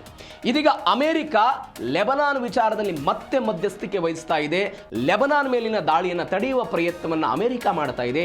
ಈ ಸಮಯದಲ್ಲೂ ಕೂಡ 81 ಆಯಿತು, 81ರ ನಂತರ 1956, 81, 2024 ಈ ಸಮಯದಲ್ಲಿ ಮಾತುಗಳನ್ನು ಕೇಳಿದೆ. ಕೆಲವೊಂದಿಷ್ಟು ಬಾರಿ ಮಾತುಗಳನ್ನು ಕೇಳುವ ಪ್ರಯತ್ನವನ್ನು ಇಸ್ರೇಲ್ ಅವರು ಮಾಡಿಲ್ಲ. ಇದೀಗ 2026ರಲ್ಲಿ ಇರಾನ್ ವಿಚಾರದಲ್ಲಿ ಏನಾಗುತ್ತೆ ಕಾದು ನೋಡುವಂತಹ ಪ್ರಯತ್ನಕ್ಕೆ ನಾವು ಹೋಗಬೇಕು. ಹೀಗಾಗಿ ಒಂದು ದೊಡ್ಡ ಸಂದಿಗ್ಧ ಪರಿಸ್ಥಿತಿಯಲ್ಲಿ ಮಧ್ಯಪ್ರಾಚ್ಯ ಇದೆ. ಹೀಗಾಗಿ ಏನಾಗುತ್ತೆ ಕಾದು ನೋಡೋಣ. ಇದು ಮೊದಲ ಸುದ್ದಿ. ಆದರೆ ಎರಡನೇ ಸುದ್ದಿ ಡೊನಾಲ್ಡ್ ಟ್ರಂಪ್ ಅವರ ಮೈಂಡ್ ಗೇಮ್ ಬಗ್ಗೆ ಇದೆ. ಈ ಡೊನಾಲ್ಡ್ ಟ್ರಂಪ್ ಯಾವಾಗ ಏನು ಹೇಳಿಕೆ ಕೊಡ್ತಾರೆ, ಏನು ಮಾತನಾಡ್ತಾರೆ, ಯಾವುದು ಕೂಡ ನಮಗೆ ಊಹೆ ಮಾಡೋದಕ್ಕೆ ಸಾಧ್ಯ ಇಲ್ಲದಂತಹ ಪರಿಸ್ಥಿತಿ ಅದು. ನಾವು ಮೊನ್ನೆ ಒಂದು ಸುದ್ದಿ ನೋಡಿದ್ವಿ, ಮೊಸ್ತಬಾ ಖಮೇನಿ ಅವರನ್ನು ಭೇಟಿ ಮಾಡ್ತೀನಿ ಫಲಪ್ರದ ಆಗ್ತಾ ಇದೆ ಇತ್ಯಾದಿ ಹೇಳಿಕೆಯನ್ನು ಟ್ರಂಪ್ ಅವರು ಕೊಟ್ಟರು. ಅದಕ್ಕೆ ಇರಾನ್ ಕೌಂಟರ್ ಅಟ್ಯಾಕ್ ಮಾಡ್ತು. ಡೊನಾಲ್ಡ್ ಟ್ರಂಪ್ ಹಗಲುಗನಸು ಕಾಣೋದು ಬೇಡ, ಅದರ ಬದಲಾಗಿ ವಾಸ್ತವಿಕ ಜಗತ್ತಿನಲ್ಲಿ ಬದುಕೋದನ್ನು ಕಲೀಲಿ. ನಮಗೆ ಆರ್ಥಿಕ ದಿಗ್ಬಂಧನ, ಯುರೇನಿಯಂ ಹಸ್ತಾಂತರ ಮಾಡ್ತೀವಿ ಅಂತ ಹೇಳಿದ್ದು, ಪರಮಾಣು ಕಾರ್ಯಕ್ರಮದಿಂದ ಹಿಂದೆ ಸರಿತೀವಿ ಅಂತ ಇರಾನ್ ಅವರು ಹೇಳಿದ್ದಾರೆ. ಇನ್ನೇನು ಕೆಲವೇ ದಿನಗಳಲ್ಲೆಲ್ಲೂ ಕೂಡ ಅದು ಓಕೆ ಆಗುತ್ತೆ ಅಂತ ಟ್ರಂಪ್ ಆ ನಿಟ್ಟಿನಲ್ಲಿ ಮಾತನಾಡಿದರು. ಅದಕ್ಕೆ ಭ್ರಮೆಯಲ್ಲಿ ಬದುಕಬೇಡಿ ಅಂತ ಇರಾನ್ ಅವರು ಹೇಳಿದರು. ಇದೀಗ ಒನ್ಸ್ ಅಗೇನ್ ಡೊನಾಲ್ಡ್ ಟ್ರಂಪ್ ನೋಡಿ ಗಮನಿಸಬೇಕಾದ ಸಂಗತಿ, ಇರಾನ್ ಇಸ್ರೇಲ್ ನಡುವೆ ಭೀಕರ ಕದನ ಶುರುವಾಗಿದೆ. ಇವೆಲ್ಲದರ ನಡುವೆ ಡೊನಾಲ್ಡ್ ಟ್ರಂಪ್ ಇರಾನ್ನ ನಾಯಕನನ್ನು ಹಾಡಿ ಹೊಗಳಿದ್ದಾರೆ. ಇದು ಹಾಡಿ ಹೊಗಳುವ ರೀತಿನೋ ಅಥವಾ ಶತ್ರುವನ್ನು ಮಣಿಸಕ್ಕೆ ಬೇಕಾದಂತಹ ಒಂದು ದಾರಿಯನ್ನು ಡೊನಾಲ್ಡ್ ಟ್ರಂಪ್ ಅವರು ಹುಡುಕಿಕೊಂಡ್ರ ಅನ್ನುವಂತಹ ಪ್ರಶ್ನೆ. ಏನು ಹೇಳಿದ್ರು ಹಾಗಾದರೆ ಡೀಟೇಲ್ಸ್ ನೋಡೋಣ. ಟ್ರಂಪ್ ಅಚ್ಚರಿಯ ಮಾತೊಂದನ್ನು ಹೇಳಿದ್ದಾರೆ. ಇರಾನ್ ನಾಯಕರು ಬಲಿಷ್ಠ ಆಗಿದ್ದಾರೆ ಮತ್ತು ಹೆಮ್ಮೆ ಉಳ್ಳವರು ಅಂತ ಡೊನಾಲ್ಡ್ ಟ್ರಂಪ್ ಹೇಳಿರೋದು. ಹೆಮ್ಮೆ ಉಳ್ಳವರವರು ಬಲಿಷ್ಠರಾಗ್ಬಿಟ್ಟಿದ್ದಾರೆ ಅಂತ ಟ್ರಂಪ್ ಹೇಳಿದ್ದಾರೆ. ಅಮೆರಿಕಾದೊಂದಿಗೆ ಒಪ್ಪಂದ ಮಾಡಿಕೊಳ್ಳೋದು ಅವರಿಗೆ ಅನಿವಾರ್ಯ. ಒಪ್ಪಂದವನ್ನು ಮಾಡಿಕೊಳ್ಳುವುದನ್ನು ಬಿಟ್ಟರೆ ಬೇರೊಂದು ಆಪ್ಷನ್ ಇರಾನ್ನ ಮುಂದಿಲ್ಲ. ಅವರು ಮಾತುಕತೆಗೆ ಬರಲೇಬೇಕು, ಮಾತುಕತೆಯನ್ನು ನಡೆಸಲೇಬೇಕು, ಅದು ಮಾತ್ರ ಅವರಿಗೆ ಅನಿವಾರ್ಯ. ಸತ್ಯ ಒಪ್ಪಿಕೊಳ್ಳೋದಕ್ಕೆ ಅವರಿಗೆ ಸಮಯ ಬೇಕು ಅಂತ ಅಧ್ಯಕ್ಷರು ವಿಶ್ಲೇಷಣೆ ಮಾಡಿರೋದು. ಕದನ ವಿರಾಮ ಮತ್ತು ಶಾಂತಿ ಒಪ್ಪಂದದ ಪ್ರಕ್ರಿಯೆ ಜಾರಿಯಲ್ಲಿ ಇರೋದನ್ನು ನೋಡ್ತಾ ಇದ್ದೀವಿ. ಈ ಕದನ ವಿರಾಮ ಮತ್ತು ಶಾಂತಿ ಮಾತುಕತೆಗೆ ಅವರೆಲ್ಲ ಒಪ್ಪಿಕೊಳ್ತಾ ಇಲ್ಲ. ಅಂದರೆ ಅವರನ್ನು ಸಾಫ್ಟ್ ಆಗಿ ಆದರೂ ಕೂಡ ಸೌಮ್ಯ ಸ್ವಭಾವದ ಮುಖಾಂತರವೂ ಕೂಡ ಅವರನ್ನು ಒಲಿಸಿಕೊಳ್ಳಬಹುದಾ ಅನ್ನುವಂತಹ ಪ್ರಯತ್ನದ ಭಾಗವಾಗಿ ಡೊನಾಲ್ಡ್ ಟ್ರಂಪ್ ಅವರು ಮಾಡ್ತಿದ್ದಾರೆ ಅಂತ ಸದ್ಯಕ್ಕೆ ಹೇಳ್ತಾ ಇರೋದು. ಮೊಸ್ತಬಾ ಖಮೇನಿ ಜೊತೆಗೆ ಮಾತುಕತೆ ನಡೆಸುವಂತಹ ಇಂಗಿತವನ್ನು ವ್ಯಕ್ತಪಡಿಸ್ತಾ ಇದ್ದಾರೆ. ಅವರ ತಂದೆ ಅಯತುಲ್ಲಾ ಅಲಿ ಖಮೇನಿ ಮೃತಪಟ್ಟ ನಂತರ ಅಧಿಕಾರ ಸ್ವೀಕಾರ ಇವತ್ತಿನ ತನಕ ಸಾರ್ವಜನಿಕವಾಗಿ ಅವರು ಕಾಣಿಸಿಕೊಂಡಿಲ್ಲ. ಅಮೆರಿಕ ಮತ್ತು ಇರಾನ್ನ ಮಾತುಕತೆಗಳ ನಡುವೆ ಅವರು ಕೇವಲ ನಂಬಿಕಸ್ಥ ರಾಜತಾಂತ್ರಿಕರ ಜೊತೆಗೆ ಮಾತ್ರ ಸಂವಹನವನ್ನು ನಡೆಸ್ತಾ ಇದ್ದಾರೆ. ಒಂದು ಗೌಪ್ಯವಾದ ಸ್ಥಳದಲ್ಲಿದ್ದಾರೆ ಅಂತೆಲ್ಲ ಸುದ್ದಿ ಬಂತು. ಇದೀಗ ಡೊನಾಲ್ಡ್ ಟ್ರಂಪ್ ಹೇಳ್ತಿದ್ದಾರೆ ಅವರನ್ನು ಭೇಟಿ ಮಾಡ್ತೀನಿ ಅಂತ. ಇರಾನ್ ಒಪ್ಪಂದ ಮಾಡಿಕೊಳ್ಳೋದಕ್ಕೆ ಹಿಂದೇಟು ಹಾಕ್ತಾ ಇದೆ. ಯಾವುದಕ್ಕೆ ಅಂತ ಹೇಳಿದ್ರೆ ಅವರು ಸಿಕ್ಕಾಪಟ್ಟೆ ಬಲಿಷ್ಠರಾಗಿದ್ದಾರೆ ಮತ್ತು ಹೆಮ್ಮೆ ಉಳ್ಳವರಾಗಿದ್ದಾರೆ. ಈ ಎರಡು ಭೀತಿ ಇದೆಯಲ್ಲ, ಅಂದರೆ ಭೀತಿ ಅನ್ನೋದಕ್ಕಿಂತ ಅವರಿಗಿರುವಂತಹ ಶಕ್ತಿ ಸಾಮರ್ಥ್ಯ, ಬಲಿಷ್ಠರಾಗಿರೋದು ಮತ್ತು ತಮ್ಮ ದೇಶದ ಬಗ್ಗೆ ತಾವು ಹೊಂದಿರುವಂಥ ಹೆಮ್ಮೆ ಇದೆಯಲ್ಲ, ಹೀಗಾಗಿ ಒಪ್ಪಂದದ ಮಾತುಕತೆಗೆ ಮತ್ತಷ್ಟು ಮಗದಷ್ಟು ಇನ್ನೂ ಹೆಚ್ಚಳವಾಗಿ ವಿಚಾರ ಮಾಡುವಂತೆ ಮಾಡಿದೆ. ಹೀಗಾಗಿ ಡಿಲೇ ಆಗುತ್ತೆ, ಬಟ್ ಒಂದಲ್ಲ ಒಂದು ದಿನ ಒಪ್ಪಂದ ಆಗುತ್ತೆ ಅಂತ ಡೊನಾಲ್ಡ್ ಟ್ರಂಪ್ ಅವರ ಆಶಾಭಾವನೆ ಇದೆ. ಹಾಗಾದರೆ ಯಾಕೆ ಹೇಳಿಕೆ ಇದು? ಇಷ್ಟು ದಿನಗಳ ಕಾಲ ಆರ್ಥಿಕ ದಿಗ್ಬಂಧನ, ಯುದ್ಧ, ನೌಕಾ ದಿಗ್ಬಂಧನ, ಹೋರಾಟ, ಡ್ರೋನ್ ದಾಳಿ ಎಲ್ಲವೂ ಕೂಡ ಆಯಿತು. ಈಗ ಯಾಕೆ ಸಾಫ್ಟ್ ಕಾರ್ನರು? ಈ ಪ್ರಶ್ನೆ ಬರುತ್ತೆ. ಯಾಕೆ ಅಂತ ಹೇಳಿದ್ರೆ, ಒಂದು ಗರಿಷ್ಠ ಒತ್ತಡವನ್ನು ಹೇರೋದಕ್ಕೆ ಡೊನಾಲ್ಡ್ ಟ್ರಂಪ್ ಕೊನೆಯ ಹಂತದ ಪ್ರಯತ್ನಗಳನ್ನು ಮಾಡ್ತಿದ್ದಾರೆ ಅಂತ ಒಂದು ವಿಶ್ಲೇಷಣೆ ಆಗ್ತಾ ಇರೋದು. ನೀವು ಅವರ ವಿರುದ್ಧ ಯುದ್ಧ ಮಾಡಿದ್ರಿ, ದಾಳಿಗಳನ್ನು ಮಾಡಿದ್ರಿ, ಯಾವುದೂ ಕೂಡ ಫಲಪ್ರದ ಆಗದೇ ಇದ್ದಾಗ ಅವರನ್ನು ಸಾಫ್ಟ್ ಆಗಿ ಸೌಮ್ಯ ಸ್ವಭಾವದಿಂದ ಒಲಿಸಿಕೊಳ್ಳೋದಕ್ಕೆ ಡೊನಾಲ್ಡ್ ಟ್ರಂಪ್ ಅವರು ಪ್ರಯತ್ನವನ್ನು ಪಡ್ತಾ ಇದ್ದಾರೆ ಅನ್ನೋದು ಸದ್ಯಕ್ಕೆ ಬರ್ತಾ ಇರುವಂಥದ್ದು ಒಂದು. ಎರಡನೇದು ಇರಾನ್. ಈಗ ಇರಾನ್ ಮೇಲೆ ಅಮೆರಿಕ ದಾಳಿ ಮಾಡಿದಾಗ ನಾವು ಅನೇಕ ಬಾರಿ ಮಾತನಾಡಿದ ಹಾಗೆ ಇರಾನ್ ಸೋತು ಸುಣ್ಣ ಆಗಿಬಿಡುತ್ತೆ ಅಂತ ನಾವು ಅಂದ್ಕೊಂಡ್ವಿ. ಆದರೆ ಇರಾನ್ ಅದಕ್ಕೆ ಪ್ರತಿರೋಧವನ್ನು ತೋರ್ತಾ ಬಂತು. ಹೀಗೆ ಪ್ರತಿರೋಧವನ್ನು ತೋರಿಕೊಳ್ತಾ ಬಂದಿದ್ದಂಥ ಒಂದು ಶಿಯಾ ಪ್ರಾಬಲ್ಯ ಹೊಂದಿರುವಂತಹ ದೇಶ ಏಕಾಏಕಿಯಾಗಿ ಅಮೆರಿಕದ ಮಾತುಗಳಿಗೆ ಒಪ್ಪಿಬಿಟ್ರೆ ಅವರದ್ದು ಮಧ್ಯಪ್ರಾಚ್ಯದಲ್ಲಿ ಸುನ್ನಿ ದೇಶಗಳ ನಡುವೆ ಅವರ ಪ್ರಾಬಲ್ಯ ಕಡಿಮೆ ಆಗುತ್ತೆ. ಹೀಗಾಗಿ ಅವರನ್ನು ಹಾಡಿ ಹೊಗಳಿ ಅಟ್ಟಕ್ಕೇರಿಸಿ ಮಾತುಕತೆಗೆ ತರೋದಕ್ಕೆ ಡೊನಾಲ್ಡ್ ಟ್ರಂಪ್ ಇಂಥದ್ದೊಂದು ಪ್ರಯತ್ನವನ್ನು ಮಾಡ್ತಿದ್ದಾರೆ ಅಂತ ವಿಶ್ಲೇಷಣೆ ಆಗ್ತಾ ಇದೆ. ಮತ್ತೊಂದು ಬೆಳವಣಿಗೆ, ಮೋಸ್ತಬಾ ಬಗ್ಗೆ ಟ್ರಂಪ್ ಒಂದು ಸ್ಫೋಟಕ ಮಾಹಿತಿ ಕೊಟ್ಟಿದ್ದಾರೆ. ಒಂದು ಖಾಸಗಿ ಚಾನಲ್ನಲ್ಲಿ ಒಂದು ಸಂದರ್ಶನ, ಪತ್ರಕರ್ತರ ಪ್ರಶ್ನೆ ಕೇಳ್ತಾ ಇದ್ರು. ಪತ್ರಕರ್ತರ ಪ್ರಶ್ನೆಗೆ ಡೊನಾಲ್ಡ್ ಟ್ರಂಪ್ ಅವರು ಉತ್ತರ, ಖಮೇನಿ ಎಲ್ಲಿದ್ದಾರೆ ಅಂತ ನನಗೆ ಗೊತ್ತು, ಆದರೆ ಈಗಲೇ ಹೇಳಲ್ಲ ಅಂತ. ಮೋಸ್ತಬಾ ಖಮೇನಿ ಎಲ್ಲಿದ್ದಾರೆ ಅಂತ ನನಗೆ ಗೊತ್ತಿದೆ, ಬಟ್ ನಾನು ಈಗ ಹೇಳಲ್ಲ ಅಂತ ಅವ್ರು ಕೇಳಿದರು ಪ್ರಶ್ನೆಯನ್ನು. ಖಮೇನಿ ಎಲ್ಲಿದ್ದಾರೆ, ದೈಹಿಕ ಆರೋಗ್ಯ ಹೇಗಿದೆ, ಏನಾದರೂ ನಿಮಗೆ ಮಾಹಿತಿ ಇದೆ ಅಂತ ಪತ್ರಕರ್ತರು ಡೊನಾಲ್ಡ್ ಟ್ರಂಪ್ ಕೇಳಿದರು. ಆಗ ಡೊನಾಲ್ಡ್ ಟ್ರಂಪ್ ಅವರು ಹೇಳಿದರು, ಅವರು ಎಲ್ಲಿದ್ದಾರೆ ಅಂತ ನನಗೆ ಗೊತ್ತಿದೆ, ಆದರೆ ನಾನು ಅವರು ಎಲ್ಲಿದ್ದಾರೆ ಅನ್ನೋದನ್ನು ನೇರವಾಗಿ ಹೇಳೋದಿಲ್ಲ. ಆದರೆ ಗೊತ್ತಿರುವ ಬಗ್ಗೆ ಅವರು ಎಲ್ಲಿದ್ದಾರೆ ಏನು ಎಲ್ಲದರ ಬಗ್ಗೆಯೂ ಕೂಡ ನನಗೆ ಮಾಹಿತಿ ಇದೆ ಅಂತ ಅವರು ಹೇಳಿಕೆಗಳನ್ನು ಕೊಟ್ಟರು. ಅಂದರೆ ಮೋಸ್ತಬಾ ಖಮೇನಿ ಅವರ ತಂದೆಯ ನಂತರ ಅಥವಾ ಅನೇಕ ಮಿಲಿಟರಿ ನಾಯಕರುಗಳ ಹತ್ಯೆಯ ನಂತರ ಆ ವ್ಯಕ್ತಿ ಅಧಿಕಾರಕ್ಕೆ ಸ್ವೀಕಾರ ಮಾಡಿದ್ದು ಇಸ್ರೇಲ್ ಮತ್ತು ಅಮೆರಿಕದ ದಾಳಿಯ ಭೀತಿಯ ಸಮಯದಲ್ಲಿ ಏನಾದರೂ ಆಗಿಬಿಡ್ಬೋದು ಅಂತ ಅವರೆಲ್ಲ ಆಗಿದ್ದಾರೆ. ಹಾಗಾದರೆ ಯಾಕೆ ಡೊನಾಲ್ಡ್ ಟ್ರಂಪ್ ಹಿಂಗೆ ಹೇಳಿದರು? ಒಂದು ಚರ್ಚೆ ಆಗ್ತಾ ಇದೆ. ಏನು ಚರ್ಚೆ ನೋಡಿ, ನಿಮ್ಮ ದೇಶದ ನಾಯಕತ್ವ ಯಾವುದೇ ಗೌಪ್ಯ ಸ್ಥಳದಲ್ಲಿ ಇದ್ದಾಗಲೂ ಕೂಡ ಅಮೆರಿಕದ ಬೇಹುಗಾರಿಕಾ ಶಕ್ತಿ, ಅಮೆರಿಕದ CIA ಮತ್ತು ಉಪಗ್ರಹದ ಮುಖಾಂತರ ಅವರು ಎಲ್ಲಿದ್ದಾರೆ, ಅವರ ಚಲನವಲನ ಏನಿದೆ, ಅವರು ಏನು ಮಾಡುತ್ತಿದ್ದಾರೆ, ಯಾವ ಸ್ಥಳದಲ್ಲಿದ್ದಾರೆ, ಹೇಗಿದ್ದಾರೆ, ಅವರ ಆರೋಗ್ಯ ಇತ್ಯಾದಿ ಎಲ್ಲವನ್ನೂ ಕೂಡ ಅಮೆರಿಕದ CIA ಮತ್ತು ಉಪಗ್ರಹ ಅವರ ಮೇಲೆ ಕಣ್ಣಿಟ್ಟಿದೆ ಅನ್ನುವಂತಹ ಒಂದು ಬೆದರಿಕೆಯನ್ನು ಅಮೆರಿಕ ಇರಾನ್ನ ಮೇಲೆ ಹಾಕೋದಕ್ಕಾಗಿ ಒಂದು ಸಂದರ್ಶನದಲ್ಲಿ ಡೊನಾಲ್ಡ್ ಟ್ರಂಪ್ ಈ ರೀತಿಯಾಗಿ ಹೇಳಿಕೆ ಕೊಟ್ಟಿದ್ದಾರೆ ಅಂತ ಒಂದು ವಿಶ್ಲೇಷಣೆ. ಅಂದರೆ ಇರಾನ್ ಅನ್ಕೊಂಡ್ಬಿಟ್ಟಿದೆ ನಾವು ಇಸ್ರೇಲ್ನ ಕಣ್ಣಿಗೆ ಕಾಣಿಸ್ತಾ ಇಲ್ಲ, ಅಮೆರಿಕದ ಕಣ್ಣಿಗೆ ಕಾಣಿಸ್ತಾ ಇಲ್ಲ ಅಂತ. ಬಟ್ ಡೊನಾಲ್ಡ್ ಟ್ರಂಪ್ ಅವರ ಈ ಅಚ್ಚರಿ ಹೇಳಿಕೆಯಿಂದ ಅವ್ರ ಮೇಲೆ ನಮ್ದೊಂದು ಕಣ್ಣಿದೆ. ಒಂದು ವೇಳೆ ನಾಳೆ ಹೆಚ್ಚು ಕಡಿಮೆ ಆದರೆ ಆ ವ್ಯಕ್ತಿಯನ್ನು ಕೂಡ ನಾವು ಹತ್ಯೆ ಮಾಡ್ತೀವಿ ಎನ್ನುವಂತಹ ಒಂದು ಸಂದೇಶವನ್ನು ಕೊಡುವ ಪ್ರಯತ್ನವನ್ನು ಇದೀಗ ಅವರು ಮಾಡ್ತಾ ಇರೋದು. ಎರಡನೇದ್ದು ಮಾನಸಿಕ ಒತ್ತಡ ತಂತ್ರ. ಈಗ ಇರಾನ್ನ ರಾಜತಾಂತ್ರಿಕರು, ಅಲ್ಲಿಯ ವಿದೇಶಾಂಗ ಸಚಿವ ಅರಾಗ್ಜಿ ಆಗಿರ್ಬೋದು, ಸ್ಪೀಕರ್ ಅವರೆಲ್ಲ ಹೇಳ್ತಾ ಇದ್ರು, ಇಲ್ಲ ಅವರು ಗೌಪ್ಯ ಸ್ಥಳದಲ್ಲಿದ್ದಾರೆ, ಸುರಕ್ಷಿತವಾಗಿದ್ದಾರೆ, ಅಲ್ಲಿಂದನೇ ಎಲ್ಲವನ್ನು ಕೂಡ ಸಂದೇಶಗಳನ್ನು ಕೊಡ್ತಾ ಇದ್ದಾರೆ ಅಂತ. ಇದೀಗ ಅಮೆರಿಕ ಒಂದು ಮಾನಸಿಕ ಒತ್ತಡವನ್ನು ಹಾಕುವಂತಹ ಪ್ರಯತ್ನವನ್ನು ಮಾಡ್ತಾ ಇದೆ. ಏನು ಮಾನಸಿಕ ಒತ್ತಡ? ನಿಮ್ಮ ನಾಯಕನ ಗೌಪ್ಯ ಸ್ಥಳ ನಮಗೆ ಗೊತ್ತಿದೆ, ಹೆಚ್ಚು ಕಡಿಮೆ ಆದರೆ ದಾಳಿ ಆಗುತ್ತೆ ಅಂತ ಈ ಸಂದೇಶವನ್ನು ಡೊನಾಲ್ಡ್ ಟ್ರಂಪ್ ಕೊಡೋದುವ ಕಾರಣಕ್ಕಾಗಿ ಈ ಹೇಳಿಕೆಗಳನ್ನು ಕೊಟ್ಟಿದ್ದಾರೆ ಅಂತ ಸದ್ಯಕ್ಕೆ ಬರ್ತಾ ಇರುವಂಥ ಅಪ್ಡೇಟ್ಸು. ಮತ್ತೊಂದು ವಿಚಾರ ಇದರಲ್ಲಿ ಗಮನಿಸಬೇಕಾದದ್ದು ಅಂತ ಹೇಳಿದ್ರೆ, ನಾನೇ ಇಲ್ಲಿ ಬಾಸ್, ಟ್ರಂಪ್ ವಾರ್ನಿಂಗ್ ಕೊಟ್ಟಿದ್ದಾರೆ. ಇದು ಇರಾನ್ಗೂ ಕೊಟ್ಟಿರೋದು, ಇರಾನ್ಗಿಂತ ಹೆಚ್ಚಾಗಿ ಇಸ್ರೇಲ್ಗೆ ಕೊಟ್ಟಿರುವಂತಹ ಎಚ್ಚರಿಕೆ ಇದು. ಯಾವ ಇಸ್ರೇಲ್ ಅಮೆರಿಕದ ಮಾತು ಕೇಳ್ತಾ ಇಲ್ಲಲ್ಲ, ನಿಮ್ದೇನು ನಡೆಯಲ್ಲ ಅಂತ ಅವ್ರು ಹೇಳ್ತಾ ಇದ್ದಾರೆ. ಇರಾನ್ ಒಪ್ಪಂದದ ವಿಚಾರದಲ್ಲಿ ನಾನೇ ಅಂತಿಮ ಬಾಸ್ ಅಂತ ಟ್ರಂಪ್ ಹೇಳಿರೋದು.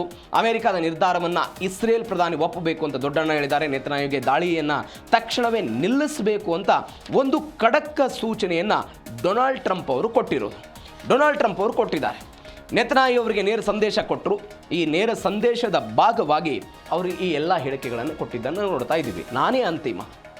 ಈಗ ಇಸ್ರೇಲ್ ಏನು ಮಾಡ್ತಾ ಇದೆ, ನಾಳೆ ಒಂದು ವೇಳೆ ಇರಾನ್ನ ಜೊತೆಗೆ ಕದನ ವಿರಾಮ ಘೋಷಣೆಯಾಗಿ ಅವರ ಬೇಡಿಕೆಗಳನ್ನು ಅಮೆರಿಕಾದವರು ಒಪ್ಕೊಂಡ್ಬಿಟ್ರೆ ಅಮೆರಿಕಾದ ಬಳಿ ಇರುವಂಥ $24 ಬಿಲಿಯನ್ ಆಸ್ತಿ ಏನಿದೆ ಅದೆಲ್ಲವೂ ಕೂಡ ಇರಾನಿಗೆ ಹೋಗುತ್ತೆ. ಇರಾನ್ ಮತ್ತಷ್ಟು ಆರ್ಥಿಕವಾಗಿ ಪ್ರಗತಿಯನ್ನು ಸಾಧಿಸುತ್ತೆ. ಯಾವುದೇ ಕಾರಣಕ್ಕೂ ಆಗಬಾರದು. ಅದು ಇರಾನ್ ಒಂದು ವೇಳೆ ಒಪ್ಪಂದ ಆದರೆ ತನ್ನ ಪ್ರಾಕ್ಸಿ ಯುದ್ಧಗಳ ಮುಖಾಂತರ ನನ್ನ ಅಸ್ತಿತ್ವದ ಬುಡಕ್ಕೆ ತರುತ್ತೆ ಅನ್ನುವಂತಹ ಆತಂಕ ಇಸ್ರೇಲ್ ಅವರಿಗಿದೆ. ಆದರೆ ಡೊನಾಲ್ಡ್ ಟ್ರಂಪ್ ಹೇಳ್ತಾ ಇದ್ದಾರೆ, ನೇತನ್ಯಾಹು ಅವ್ರದ್ದು ಏನು ನಡೆಯಲ್ಲ ಅಂತ. ನಾನು ಆವಾಗಲೇ ಹೇಳ್ತಾ ಇದ್ದೆ, 1956ರಲ್ಲಿ ಸುಯೇಜ್ ಕಾಲುವೆ ಬಿಕ್ಕಟ್ಟಾಯಿತು. ಇಸ್ರೇಲ್, ಬ್ರಿಟನ್, ಫ್ರಾನ್ಸ್ ಇವರೆಲ್ಲರೂ ಕೂಡ ಸೇರಿಕೊಂಡು ಈಜಿಪ್ಟ್ ಮೇಲೆ ದಾಳಿ ಮಾಡಿಬಿಟ್ರು. ಈಜಿಪ್ಟ್ ಮೇಲೆ ದಾಳಿ ಮಾಡಿದಂತಹ ಸಮಯದಲ್ಲಿ ಅಮೆರಿಕ ಅವತ್ತು ಹೇಳಿತು, ನೀವು ಈ ದಾಳಿಯಿಂದ ಹಿಂದೆ ಸರಿದೇ ಹೋದರೆ ಆರ್ಥಿಕ ನೆರವನ್ನು ನಿಲ್ಲಿಸಿಬಿಡ್ತೀವಿ ಅಂತ. ಅವತ್ತು ಇಸ್ರೇಲ್ ಅವರು ಹೊರಗಡೆ ಬಂದರು, ಅಮೆರಿಕದ ಮಾತು ಮಾತುಗಳನ್ನು ಕೇಳಿಕೊಂಡು 1981ರಲ್ಲಿ ಲೆಬನಾನ್ ಯುದ್ಧ ಆಯಿತು. ಮೆನಾಚಮ್ ಬೆಗಿನ್ ಅವತ್ತು ಪ್ರೈಮ್ ಮಿನಿಸ್ಟರ್ ಆಗಿರ್ತಾರೆ ಇಸ್ರೇಲ್ನದ್ದು. ಲೆಬನಾನ್ ಮೇಲೆ ದಾಳಿ ಆಯಿತು. ಅಮೆರಿಕದ ಅಧ್ಯಕ್ಷರಾಗಿ ರೊನಾಲ್ಡ್ ರೆಗನ್ ಇರ್ತಾರೆ. ಫೋನ್ ಮಾಡಿ ಕರೆ ಮಾಡಿ ಮಾತನಾಡಿದಂತೆ ಇವತ್ತು ನೀವು ಮಾಡ್ತಾ ಇರುವಂಥ ಈ ಯುದ್ಧ ನರಮೇದಂತೆ ಕಾಣಿಸ್ತಾ ಇದೆ, ಅಕ್ಷರಶಃ ಕಣ್ಣೀರು ಹಾಕ್ತಾ ಇದ್ದಾರೆ, ನೀವು ಹೀಗಾಗಿ ಈ ಯುದ್ಧವನ್ನು ಸ್ಟಾಪ್ ಮಾಡಬೇಕು ಅಂತ ಹೇಳಿದರು. ಅವತ್ತು ಕೂಡ ಅವರು ಆ ಮಾತುಗಳನ್ನು ಕೇಳಿಕೊಂಡ್ರು. ಇಸ್ರೇಲ್ ಅವರು ಯುದ್ಧದಿಂದ ಹಿಂದೆ ಸರಿದ್ರು. 2015ರಲ್ಲಿ ಬರಾಕ್ ಒಬಾಮಾ ಇರಾನ್ನ ಜೊತೆಗೆ ಒಪ್ಪಂದವನ್ನು ಮಾಡಿಕೊಂಡಾಗ ಇದೇ ಇಸ್ರೇಲ್ನ ಪ್ರಧಾನಿ ಬೆಂಜಮಿನ್ ನೆತನ್ಯಾಹು ಬರಾಕ್ ಒಬಾಮಾ ಅವರ ವಿರುದ್ಧ ಬಂದು ಭಾಷಣವನ್ನು ಮಾಡಿದ ನಂತರವೂ ಕೂಡ ಇಸ್ರೇಲನ್ನು ಪಕ್ಕಕ್ಕಿಟ್ಟು ಇರಾನ್ನ ಜೊತೆಗೆ ಒಬಾಮಾ ಅವರು ಒಪ್ಪಂದ ಮಾಡಿಕೊಂಡಿದ್ದನ್ನು ನಾವು ನೋಡಿದ್ದೀವಿ. ಅಂದರೆ ಇದರರ್ಥ ಯುದ್ಧದ ವಿಚಾರದಲ್ಲಿ ಒಂದಾಗಿದ್ದಂತಹ ಸಮಯದಲ್ಲೂ ಕೂಡ ಬೇರೆ ಬೇರೆ ಕಾರಣಕ್ಕಾಗಿ ಭಿನ್ನಾಭಿಪ್ರಾಯಗಳು ಬಂದು ಇಸ್ರೇಲನ್ನು ಹೊರಗಿಟ್ಟು ಅಮೆರಿಕ ಮಾತುಕತೆಗಳನ್ನು ಮಾಡಿದ್ದನ್ನು ನೋಡ್ತಾ ಇದ್ದೀವಿ.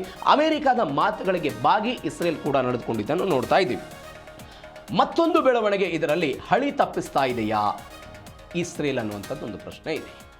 ಕದನ ವಿರಾಮದ ಈ ಹಳಿಯನ್ನು ತಪ್ಪಿಸುವ ಪ್ರಯತ್ನವನ್ನು ಇಸ್ರೇಲ್ ಮಾಡ್ತಾ ಇದೆಯಾ? ಇರಾನ್ ಜೊತೆಗಿನ ಒಪ್ಪಂದ ಈ ವಾರವೇ ಅಂತಿಮವಾಗಬೇಕಾಗಿತ್ತು ಅಂತ ಡೊನಾಲ್ಡ್ ಟ್ರಂಪ್ ಅವರು ಹೇಳಿದರು. ಈ ವಾರದಲ್ಲಿ ಎಲ್ಲವೂ ಕೂಡ ಮಾತುಕತೆ ಆಗ್ತಾ ಇತ್ತು, ಎಲ್ಲವೂ ಕೂಡ ಅಂತಿಮವಾಗಬೇಕಾಗಿತ್ತು ಅಂತ ಟ್ರಂಪ್ ಅವರ ವಿಶ್ಲೇಷಣೆ. ಇಸ್ರೇಲ್ನ ಪ್ರತಿದಾಳಿಯಿಂದ ಶಾಂತಿ ಮಾತುಕತೆಗೆ ದೊಡ್ಡ ಮಟ್ಟದ ಭಂಗ ಎದುರಾಗಿರೋದು. ಲೆಬನಾನ್ ಮೇಲಿನ ಇಸ್ರೇಲ್ ದಾಳಿ ಇದಕ್ಕೆ ಸಹಜವಾಗಿ ಕಾರಣ. ಲೆಬನಾನ್ ಮೇಲೆ ಇವರು ದಾಳಿ ಮಾಡಿದರು, ಅಲ್ಲಿ ಕಟ್ಟಡಗಳು ಬೇರೆ ಬೇರೆ ಪ್ರದೇಶಗಳೆಲ್ಲ ದಾಳಿ ಮಾಡಿತು. ಹೀಗಾಗಿ ಅದು ಕೂಡ ಹಿನ್ನಡೆಯನ್ನು ಮಾಡ್ತಾ ಇದೆ ಅಂತ ನೆತನ್ಯಾಹು ಅವರ ಹಠಮಾರಿ ನಿಲುವು. ನೆತನ್ಯಾಹು ಅವರಿಗೂ ಹಠಮಾರಿ ನಿಲುವಿದೆ. ಈಗ ಇಸ್ರೇಲ್ ಇರಾನ್ ಮೇಲೆ ಕಿಡಿಕಾರೋದಕ್ಕೆ ಕಾರಣ ಏನು? ಇರಾನ್ ಇವತ್ತು ಇಸ್ರೇಲ್ ಮೇಲೆ ನೇರವಾಗಿ ಅಟ್ಯಾಕ್ ಮಾಡ್ತಾ ಇದೆ, ಎಲ್ಲವೂ ಕೂಡ ಹೌದು. ಇದೇ ಇರಾನ್ ಹೆಜ್ಬುಲ್ಲಾ, ಹಮಾಸ್ ಮತ್ತು ಹೌತಿಗಳಿಗೆ ಆರ್ಥಿಕವಾಗಿ ಸಹಾಯ ಮಾಡುತ್ತೆ. ನಾಳೆ ಅವರು ಹೌತಿಗಳು, ಹಮಾಸ್ನವರು, ಹೆಜ್ಬುಲ್ಲಾದವರು ಬಂದು ನಮ್ಮ ಮೇಲೆ ಅಟ್ಯಾಕ್ ಮಾಡ್ತಾರೆ. ಈ ಕಾರಣಕ್ಕಾಗಿ ಕದನ ವಿರಾಮ ಆಗಬಾರ್ದು, ಒಂದು ಆಗಬೇಕು. ಒಂದು ಯಾವುದು ಅಂತ ಹೇಳಿದ್ರೆ ಅವರು ಪರಮಾಣು ಹೊಂದಬೇಕು ಅಂತ ಏನು ಬಯಸ್ತಾ ಇದ್ದಾರೆ. ನಾವು ಹೊಂದೋದನ್ನು ಮಾತ್ರ ಬಿಡ್ತೀವಿ ಅನ್ನೋದನ್ನು, ಅದರ ಬದಲಾಗಿ ಬಾಂಬ್ ತಯಾರಿಸೋದನ್ನು ಕೂಡ ಅವರು ನಿಲ್ಲಿಸಬೇಕು ಅಂತ ಇಸ್ರೇಲ್ ಬೇಡಿಕೆ ಇಡ್ತಾ ಇರೋದು. ಯಾವುದೇ ಕಾರಣಕ್ಕೂ ಬಾಂಬ್ಗಳನ್ನು ಅವರು ತಯಾರು ಮಾಡಬಾರದು. ಅದರ ಜೊತೆಗೆ ಪರಮಾಣು ಕೇಂದ್ರಗಳನ್ನು ಕೂಡ ಸ್ವತಃ ಇರಾನ್ ತನ್ನ ದೇಶದ ಪರಮಾಣು ಕೇಂದ್ರಗಳನ್ನು ಹಾನಿ ಮಾಡಬೇಕು, ನಾಶ ಮಾಡಬೇಕು, ಧ್ವಂಸ ಮಾಡಬೇಕು ಅಂತ ಇಸ್ರೇಲ್ ಅವರು ಹೇಳ್ತಾ ಇರೋದು. ಅದೇ ಇದರ ಅರ್ಥ. ನೀವು ಪರಮಾಣು ಬಾಂಬ್ಗಳನ್ನು ತಯಾರು ಮಾಡಲ್ಲ ಅಂತ ಏನೋ ಲಿಖಿತ ರೂಪದಲ್ಲಿ ಕೊಡಬಹುದು, ಆದರೆ ಒಳಗೊಳಗೆ ಇರಾನ್ ಅವರು ಪ್ರಯತ್ನ ಪಡಬಹುದು ಎನ್ನುವಂಥ ಆತಂಕ ಇಸ್ರೇಲಿಗಿದೆ. ಇರೇನಿಯಮನ್ನು ಹೊರಗಡೆ ಸಾಗಬೇಕು, ಎಲ್ಲ ಬೆಳವಣಿಗೆಗಳಿದೆ. ಇದಕ್ಕೆ ಇದೀಗ ಸಾಫ್ಟ್ ಕಾರ್ನರ್ ಆಗಿ ಅಮೆರಿಕ ವರ್ತಿಸ್ತಾ ಇದೆ. ಈ ಸಾಫ್ಟ್ ಕಾರ್ನರ್ ಯಾರಿಗೆ ಬೇಡ? ಇಸ್ರೇಲ್ನವ್ರಿಗೆ ಬೇಡ. ಹೀಗಾಗಿ ಬೆಂಜಮಿನ್ ನೆತನ್ಯಾಹು ಒಂದು ರೀತಿಯಾಗಿ ರೆಬಲ್ ಆಗಿದ್ದಾರೆ. ಟ್ರಂಪ್ ಮಾಸ್ಟರ್ ಪ್ಲಾನ್ ಹಾಗಾದರೆ ಶಾಂತಿ ನೆಲೆಸುತ್ತಾ ಮಧ್ಯಪ್ರಾಚ್ಯದಲ್ಲಿ? ಒಂದು ಮಾಸ್ಟರ್ ಪ್ಲಾನ್ ಮಾಡಿದ್ದಾರೆ. ಇರಾನ್ ಪರಮಾಣು ಯೋಜನೆಯನ್ನು ಸ್ಥಗಿತಗೊಳಿಸೋದಕ್ಕೆ ಟ್ರಂಪ್ ರಣತಂತ್ರ ಹೆಣೆದಿದ್ದಾರೆ. ನೆತನ್ಯಾಹು ಅವರ ಅರೆ ಮನಸ್ಸಿನ ಸಮ್ಮತಿ ಇದೆ. ಹಾಗಾದರೆ ಮುಂದೆ ಏನಾಗುತ್ತೆ? ನಾನು ಆವಾಗಲೇ ಹೇಳಿದ ಹಾಗೆ ಟ್ರಂಪ್ ಅವರಿಗೆ ಇದು ಅತಿ ಅವಶ್ಯಕ. ಬೇರೆ ಬೇರೆ ಕಾರಣಕ್ಕಾಗಿ ಮಾತುಕತೆ ಆಗಬೇಕು, ಕದನ ವಿರಾಮ ಆಗಬೇಕು, ಅವರೆಲ್ಲ ಹಿಂದೆ ಸರಿದು ಬಿಡಬೇಕು, ಎಲ್ಲವೂ ಕೂಡ ಹೌದು. ಬಟ್ ಇಸ್ರೇಲ್ಗೆ ಇದ್ಯಾವುದು ಕೂಡ ಬೇಕಾಗಿಲ್ಲ. ನಮಗೆ ಅವರ ಅಸ್ತಿತ್ವದ ಬಗ್ಗೆ ಪ್ರಶ್ನೆ ಇದೆ. ಅವರು ಯಾವುದೇ ಕಾರಣಕ್ಕೂ ಯುರೇನಿಯಮನ್ನು ಹೊಂದಬಾರ್ದು, ಯುರೇನಿಯಮನ್ನು ನಾಶಪಡಿಸಬೇಕು, ಪರಮಾಣು ಕೇಂದ್ರಗಳನ್ನು ನಾಶಪಡಿಸಬೇಕು, ಇದೇ ಗುರಿಯನ್ನು ಇಸ್ರೇಲ್ನವರು ಹೊಂದಿದ್ದಾರೆ. ಹಾಗಾಗಿ ಅರೆ ಮನಸ್ಸಿನಲ್ಲಿರುವಂಥ ನೆತನ್ಯಾಹು ಅವರನ್ನು ಹೆಂಗೆ ತೆಗೆದುಕೊಂಡು ಹೋಗ್ತಾರೆ ಅನ್ನೋದು ಸದ್ಯಕ್ಕಿರುವ ಪ್ರಶ್ನೆ. ಶಾಶ್ವತ ಶಾಂತಿ ಆಗುತ್ತೋ ಅಥವಾ ಮಹಾಯುದ್ಧವೇ ಸಂಭವಿಸಿಬಿಡುತ್ತೋ? ಇದಂಥದ್ದೊಂದು ಕುತೂಹಲ ಸಹಜವಾಗಿದೆ. ಯಾಕಂದರೆ ಎರಡು ಶತ್ರು ದೇಶಗಳು ಒಂದು ದೇಶದ ಮೇಲೆ ಅಟ್ಯಾಕು. ಇದೀಗ ಅಮೆರಿಕಕ್ಕೆ ಇಂಥದ್ದೊಂದು ಯುದ್ಧ ಬೇಡ, ಇವತ್ತು ಅವರು ಶಾಂತಿ ಮಾತುಕತೆ, ಹೀಗಾಗಿ ಒಂದು ದೊಡ್ಡ ಯುದ್ಧವಾಗಿ ಪರಿಗಣಿಸುತ್ತಾ ಪೆಂಟಗನ್ ಕೂಡ ಕರೆ ಕೊಟ್ಟಿದೆ, ದೊಡ್ಡ ಯುದ್ಧ ಆಗಬಹುದು, ಎಲ್ಲವೂ ಕೂಡ ಸಿದ್ಧರಾಗಿರಿ ಅಂತ. ಹೀಗಾಗಿ ಏನಾಗುತ್ತೆ ಅನ್ನುವಂಥದ್ದೊಂದು ಪ್ರಶ್ನೆ ಇದೆ. ಅಮೆರಿಕಾದ ಸೈನಿಕರೆಲ್ಲ ಫುಲ್ ಅಲರ್ಟ್ ಆಗಿದ್ದಾರೆ ಅಂತೆ. ಹದ್ದಿನ ಕಣ್ಣನ್ನೆಲ್ಲ ದೊಡ್ಡಣ್ಣ ಇಟ್ಟಿದ್ದಾರೆ. ಈ ಹದ್ದಿನ ಕಣ್ಣು ಇರಾನ್ ವಿರುದ್ಧ ಸೇಡನ್ನು ತೀರಿಸಿಕೊಳ್ಳೋದಕ್ಕೆ ಅಮೆರಿಕ ಮತ್ತೆ ಮುಂದಾಗುತ್ತಾ, ಅಥವಾ ಈ ಹಿಂದೆ 81 ಲೆಬನಾನ್ನ ವಿಚಾರದಲ್ಲಿ 81ರಲ್ಲಿ 56ರಲ್ಲಿ ಅಮೆರಿಕದ ಮಾತುಗಳನ್ನು ಕೇಳಿಕೊಂಡು ಇಸ್ರೇಲ್ ಹೇಗೆ ಒಂದು ರೆಸ್ಪೆಕ್ಟ್ ಪ್ರಯತ್ನವನ್ನು ಮಾಡಿತ್ತು ಯುದ್ಧದ ವಿಚಾರದಲ್ಲಿ, ಇವತ್ತು ಕೂಡ ಅದೇ ಆಗುತ್ತಾ? ಕದನ ವಿರಾಮ ಘೋಷಣೆ ಆಗುತ್ತಾ? ಕೆಲವು ದಿನಗಳಲ್ಲಿ ಈ ಪ್ರಶ್ನೆಗೆ ಉತ್ತರ ಸಿಗೋ ಸಾಧ್ಯತೆ. ಮೂರನೇ ಸುದ್ದಿ, ವೆಸ್ಟ್ ಬೆಂಗಾಳ ಪಾಲಿಟಿಕ್ಸ್. 15 ವರ್ಷಗಳಲ್ಲಿ ಪಶ್ಚಿಮ ಬಂಗಾಳದ ಆಡಳಿತ ನಡೆಸಿದಂತಹ ತೃಣಮೂಲ ಕಾಂಗ್ರೆಸ್ ಎಷ್ಟು ವೇಗವಾಗಿ ಅಧಿಕಾರಕ್ಕೆ ಬಂದು ಅಧಿಕಾರ ಅನುಭವಿಸಿ ಪಶ್ಚಿಮ ಬಂಗಾಳದಲ್ಲಿ ತನ್ನದೇ ಆದಂತಹ ಪ್ರಾಬಲ್ಯವನ್ನು ಮೆರೆದಿತ್ತು TMC, ಇವತ್ತು ಅದೇ ವೇಗದಲ್ಲಿ ಪತನಕ್ಕೆ ಹೋಗ್ತಾ ಇದೆ. ಇದು ಗಮನಿಸಬೇಕಾದ ಸಂಗತಿ. 1998ರಲ್ಲಿ ಕಾಂಗ್ರೆಸ್ನಲ್ಲಿದ್ದಂತಹ ಮಮತಾ ಬ್ಯಾನರ್ಜಿ ಅದನ್ನು ಹೊರಗಿಟ್ಟು, ಅಂದರೆ ಅದರಿಂದ ಹೊರಗಡೆ ಬಂದು TMC ತೃಣಮೂಲ ಕಾಂಗ್ರೆಸ್ಸನ್ನು ಶುರು ಮಾಡಿದರು, ಅಧಿಕಾರಕ್ಕೆ ಬಂದರು. 15 ವರ್ಷ ನಿರಂತರವಾಗಿ ಅಧಿಕಾರವನ್ನು ನಡೆಸಿದರು. 2026ರ ಚುನಾವಣೆಯಲ್ಲಿ ಸೋತರು. 26ರ ಚುನಾವಣೆಯಲ್ಲಿ ಸೋತ ನಂತರ ಇಂಥದ್ದೊಂದು ಬಿಕ್ಕಟ್ಟು ಶುರುವಾಯಿತು. ನಮ್ಮಲ್ಲಿ ಒಂದು ಮಾತಿದೆ ಸಹಜವಾಗಿ ರಾಜಕೀಯ ಪಕ್ಷಗಳಲ್ಲಿ, ಯಾವಾಗ ರಾಜಕೀಯ ಪಕ್ಷಗಳಲ್ಲಿ ಅಧಿಕಾರ ಇರುತ್ತೋ ಅಲ್ಲಿ ಒಗ್ಗಟ್ಟೆಲ್ಲ ಪ್ರದರ್ಶನ ಆಗುತ್ತೆ. ಒಳಗೆ ಅಸಮಾಧಾನ ಇದ್ದಾಗಲೂ ಕೂಡ ಅಧಿಕಾರದ ಕಾರಣಕ್ಕಾಗಿ ಒಗ್ಗಟ್ಟನ್ನು ಪ್ರದರ್ಶನ ಮಾಡ್ತಾರೆ. ಯಾವಾಗ ಅಧಿಕಾರಗಳನ್ನು ರಾಜಕೀಯ ಪಕ್ಷಗಳು ಕಳೆದುಕೊಳ್ತವಲ್ಲ ಅವತ್ತು ಅಸಮಾಧಾನ ಅನ್ನೋದು ಸ್ಫೋಟ ಆಗಿಬಿಡುತ್ತೆ. ನೀವು ಕರ್ನಾಟಕದ BJP ತೆಗೆದುಕೊಳ್ಳಿ, ಬೇರೆ ಪಾರ್ಟಿಗಳನ್ನೆಲ್ಲ ತೆಗೆದುಕೊಳ್ಳಿ, ಅವರ ವಿರುದ್ಧ ಇವರು ಮಸಲತ್ತು ಮಾಡ್ತಾರೆ, ಇವರ ವಿರುದ್ಧ ಅವರು ಮಸಲತ್ತು ಮಾಡ್ತಾರೆ. ಇವತ್ತು ಪಶ್ಚಿಮ ಬಂಗಾಳದಲ್ಲಿ TMC ಕಥೆಯೂ ಕೂಡ ಹಾಗೆ ಆಗಿದೆ. ಅಭಿಷೇಕ್ ಬ್ಯಾನರ್ಜಿ ಎನ್ನುವಂಥ ಒಬ್ಬ ಸೋದರ ಅಳಿಯನನ್ನು ಮುಂದಿಟ್ಟುಕೊಂಡು ಅನೇಕ ಜನ ಶಾಸಕರು, ಸಂಸದರು ಇದೀಗ TMCಗೆ ಗುಡ್ ಬೈ ಹೇಳಿದ್ದಾರೆ. ಕೇವಲ 58 ಶಾಸಕರ ನಿನ್ನೆ ಬಗ್ಗೆ ಚರ್ಚೆ ಮಾಡಿದ್ವಿ. ಇದೀಗ ಒನ್ಸ್ ಅಗೇನ್ ಸಂಸದರು, ರಾಜ್ಯಸಭಾ ಸದಸ್ಯರು ಇವರು ಕೂಡ TMCಗೆ ಗುಡ್ ಬೈ ಹೇಳಿದ್ದಾರೆ. ಏನೇನಾಯಿತು ಬೆಳವಣಿಗೆ? ಇವೆಲ್ಲದರ ನಡುವೆ ಮಾಜಿ ಶಾಸಕ ಜಹಾಂಗೀರ್ ಖಾನ್ ಎನ್ನುವಂಥ ಒಬ್ಬ ವ್ಯಕ್ತಿಯ ಬಂಧನ ಕೂಡ ಆಗಿದೆ. ಏನಾಯಿತು ಘಟನೆ, ಇದು ಡೀಟೇಲ್ಸ್ ನೋಡೋಣ. ಬಂಗಾಳದ ಪುಷ್ಪ ಅಂದರ್ ಆಗಿರುವಂತಹ ವ್ಯಕ್ತಿ ಈತ. ಸಿನಿಮೆಯ ಶೈಲಿಯಲ್ಲಿ TMCಯ ಮಾಜಿ ಶಾಸಕ ಜಹಾಂಗೀರ್ ಖಾನ್ ಬಂಧನ ಆಗಿದೆ. ಏನು ಪ್ರಕರಣ? ಈ ವ್ಯಕ್ತಿ ಮಾಡಿದಂತಹ ಗನಂದಾರಿ ಕೆಲಸ ಇತ್ತಲ್ಲ, ಗನಂದಾರಿ ಕೆಲಸ. ನೇಪಾಳ ಮತ್ತು ಭಾರತದ ಗಡಿ ಪ್ರದೇಶವನ್ನು ದಾಟಿ ಹೋಗುವಂತಹ ಸಮಯದಲ್ಲಿ ಪೊಲೀಸರು ಈ ವ್ಯಕ್ತಿಯನ್ನು ಹೇಳ್ಕೊಂಡು ಬಂದಿದ್ದಾರೆ. ನೇಪಾಳಕ್ಕೆ ಓಡಿ ಹೋಗ್ತಾ ಇದ್ದ, ಹೆಡೆಮುರಿ ಕಟ್ಟಿದ್ದಾರೆ, ಹಪ್ತಾ ವಸೂಲಿ, ಗುಂಡಾಗಿರಿ, ಚುನಾವಣಾ ಹಿಂಸಾಚಾರದ ಆರೋಪ ಇತ್ತು. ಮೊಬೈಲ್ ಲೊಕೇಶನ್ ಜಾಡ್ ಹಿಡಿದೆಲ್ಲ ಮೆಗಾ ಆಪರೇಷನ್ ಮಾಡಿದರು. ಮಾಜಿ ಶಾಸಕನ ಗುಂಡಾಗಿರಿಗೆಲ್ಲ ಬ್ರೇಕ್ ಬಿತ್ತು. ಫಲ್ತಾ ಎನ್ನುವಂಥ ಒಂದು ವಿಧಾನಸಭಾ ಕ್ಷೇತ್ರ ಅದು. ಮೇ 21ನೇ ತಾರೀಕಿಗೆ ಮರು ಚುನಾವಣೆ ಇತ್ತು. ಮರು ಚುನಾವಣೆಯ ಕಾರಣಕ್ಕಾಗಿ ಹೈಕೋರ್ಟ್ ಇವರಿಗೆ ಜಾಮೀನೆಲ್ಲನ್ನು ಕೊಟ್ಟಿತ್ತು. ಏನು ಅಂತ ಹೇಳಿದರೆ ಏಪ್ರಿಲ್ 29ನೇ ತಾರೀಕಿಗೆ ಈ ಫಲ್ತಾ ವಿಧಾನಸಭಾ ಕ್ಷೇತ್ರಕ್ಕೆ ಚುನಾವಣೆ ಇತ್ತು. ಈ ವ್ಯಕ್ತಿ ನೋಡಿ, ಜಹಾಂಗೀರ್ ಎನ್ನುವಂತಹ ಮಾಜಿ ಶಾಸಕ ಏನಿದ್ದಾನೆ, ಈ ವ್ಯಕ್ತಿ ಮತ್ತು ಈ ವ್ಯಕ್ತಿಯ ಪಟಾಲಂ ಏನಿತ್ತಲ್ಲ, ಸುಮಾರು 60 ಮತಗಟ್ಟೆಗಳ ಕೇಂದ್ರದಲ್ಲಿ BJPಯ ಚಿಹ್ನೆ, BJPಯ ಅಭ್ಯರ್ಥಿಯ ಹೆಸರು ಕಾಣದ ಹಾಗೆ EVM ಮಷಿನ್ಗಳಿಗೆಲ್ಲದಕ್ಕೂ ಕೂಡ ಟೇಪ್ಗಳನ್ನು ಅಂಟಿಸಿದ್ರು. ದೊಡ್ಡ ಮಟ್ಟದ ಚರ್ಚೆ ಅದು ಪಶ್ಚಿಮ ಬಂಗಾಳದಲ್ಲಿ. ಅಂದರೆ ಒಬ್ಬ ಆಡಳಿತ ಪಕ್ಷ, ಅಂದರೆ TMC ಅವತ್ತು ಅಧಿಕಾರದಲ್ಲಿತ್ತು, ಅದೇ ಪಕ್ಷದ ಶಾಸಕ ಜಹಾಂಗೀರ್ ಖಾನ್ ಆ ವಿಧಾನಸಭಾ ಕ್ಷೇತ್ರದ BJP ಅಭ್ಯರ್ಥಿ ಹೆಸರು ಮತದಾರರಿಗೆ ಗೊತ್ತಾಗಬಾರ್ದು, BJP ವ್ಯಕ್ತಿಯ ಚಿಹ್ನೆ ಯಾರಿಗೂ, ಕಮಲದ ಚಿಹ್ನೆ ಆ ವ್ಯಕ್ತಿಗೆ ಗೊತ್ತಾಗಬಾರ್ದು ಅಂತ EVM ಮಷಿನ್ ಮೇಲೆ ಟೇಪ್ಗಳನ್ನು ಹಾಕುವ ಪ್ರಯತ್ನವನ್ನು ಮಾಡಿದ್ರಂತೆ. ಈ ಪಟಾಲ ಮಾಡಿತ್ತು. ಇದರ ವಿರುದ್ಧ ಆಕ್ರೋಶ. ಇದೇ ಕಾರಣಕ್ಕಾಗಿ ಏಪ್ರಿಲ್ 29ನೇ ತಾರೀಕಿಗೆ ಚುನಾವಣೆಯಾಗಿತ್ತು. ಒನ್ಸ್ ಅಗೇನ್ ಮರು ಚುನಾವಣೆಗೂ ಕೂಡ ಆದೇಶವನ್ನು ಮಾಡಲಾಗಿತ್ತು. ಮರು ಚುನಾವಣೆ ಸ್ಪರ್ಧೆ ಮಾಡೋದಕ್ಕೆ ಅವರಿಗೆ ಅವಕಾಶವನ್ನು ಕೊಡಲಾಗಿತ್ತು. ಅದಾದ ನಂತರ ಜಾಮೀನೆಲ್ಲ ರದ್ದಾಯಿತು. ಈ ವ್ಯಕ್ತಿಯಲ್ಲಿಂದ ಪಾರಾಗಿ ಹೋಗೋದಕ್ಕೆ ಪ್ರಯತ್ನವನ್ನು ಪಡ್ತಾ ಇದ್ದ. ಇದೀಗ ಆ ವ್ಯಕ್ತಿಯನ್ನು ಅಂದರ್ ಮಾಡಿದ್ದಾರೆ ಪಶ್ಚಿಮ ಬಂಗಾಳದ ಪೊಲೀಸರು. ಮತ್ತೊಂದು ಕಡೆ ಏನು ಮಾಡ್ತಾ ಇದ್ರು ಅಂತ ಹೇಳಿದ್ರೆ, ಜನರ ಭೂಮಿಯನ್ನು ಮುಟ್ಟುಗೋಲು ಹಾಕಿಕೊಳ್ತಾ ಇದ್ದಂತಹ ವ್ಯವಸ್ಥೆ ಇತ್ತು. ಜಹಾಂಗೀರ್ ಮತ್ತು ಆತನ ಸಹಚರರೆಲ್ಲ ಇದ್ರಲ್ಲ, ಬಡವರು, ಬಗ್ಗರು, ಯಾರ್ಯಾರು ಇರ್ತಾರೆ, ಅತ್ಯಂತ ಸಾಮಾನ್ಯ ವರ್ಗದ ಜನ ಇರ್ತಾರಲ್ಲ, ಅವರ ಭೂಮಿಗಳನ್ನು ಹೋಗಿ ವಶಕ್ಕೆ ತೆಗೆದುಕೊಳ್ತಾ ಇದ್ರಂತೆ. ಹೇಳೋದಿಲ್ಲ, ಕೇಳೋದಿಲ್ಲ. ಕಾನೂನು ಬಾಹಿರವಾಗಿ ಭೂಮಿಗಳನ್ನು ವಶಕ್ಕೆ ತೆಗೆದುಕೊಳ್ತಾ ಇದ್ರು. ಒಂದು. ಎರಡನೇದ್ದು ಸುಲಿಗೆ ಮತ್ತು ಬೆದರಿಕೆ, ಹಪ್ತಾ ವಸೂಲಿ ಇತ್ತು.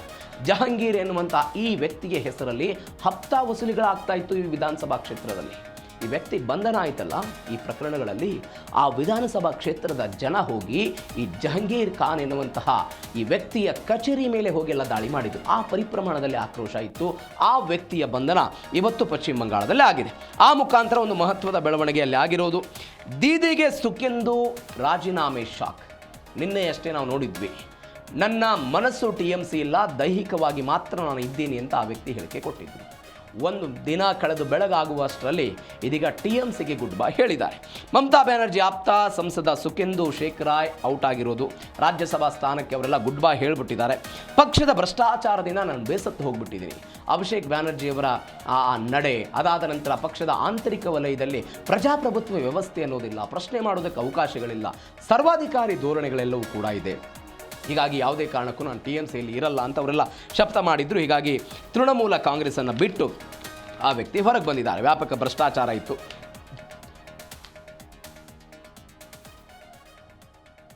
ಸುಖೆಂದು ರಾಜೀನಾಮೆಯನ್ನು ಕೊಟ್ಟಿರೋದು ಅಂದರೆ ನಿಮಗೆಲ್ಲ ನೆನಪಿರೋದು, RG ಖರ್ ಎನ್ನುವಂತಹ ಒಂದು ವೈದ್ಯಕೀಯ ಕಾಲೇಜಿನಲ್ಲಿ ಒಂದು ಘಟನೆ ಆಗಿತ್ತು. ಆ ಘಟನೆ ಪಶ್ಚಿಮ ಬಂಗಾಳದಲ್ಲಿ ವ್ಯಾಪಕವಾಗಿ ಸರ್ಕಾರದ ಆ ಒಟ್ಟಾರೆ ನಿಲುವಿನ ಬಗ್ಗೆ ಒಂದು ಕೈಗನ್ನಡಿಯಾಗಿ ಬಿಂಬಿಸಿಬಿಟ್ಟಿತ್ತು. ಈ ವ್ಯಕ್ತಿ ಏನು ಮಾಡುತ್ತಾರೆ, TMCಯಲ್ಲಿ ಇದ್ದಂತಹ ಸಮಯದಲ್ಲಿ RG ಖರ್ ಈ ಆಸ್ಪತ್ರೆಯ ವಿವಾದ ಏನಾಯ್ತಲ್ಲ, ಆ ಕೃತ್ಯದ ತನಿಖೆಯ ಪೊಲೀಸ್ ಅಧಿಕಾರಿಗಳ ವಿರುದ್ಧ ಒಂದು ಆಂತರಿಕ ತನಿಖೆ ಆಗಬೇಕು.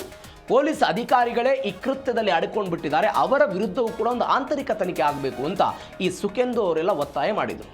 ಯಾವಾಗ ಈ ಒತ್ತಾಯ ಆಯ್ತಲ್ಲ, ಇವರನ್ನು ತೃಣಮೂಲ ಕಾಂಗ್ರೆಸ್ನಲ್ಲಿ ಬದಿಗೊತ್ತಲಾಯಿತು, ಸೈಡ್ ಲೈನ್ ಮಾಡಲಾಯಿತು. ಅಂದರೆ ಪಕ್ಷದ ನಿಲುವಿನ ವಿರುದ್ಧ ಈ ವ್ಯಕ್ತಿ ಮಾತನಾಡ್ತಾ ಇದ್ದಾನೆ ಅನ್ನೋ ಕಾರಣಕ್ಕಾಗಿ ಇವರನ್ನು ಸೈಡ್ ಲೈನ್ ಮಾಡೋ ಪ್ರಯತ್ನವನ್ನು ಮಾಡಿದ್ರು.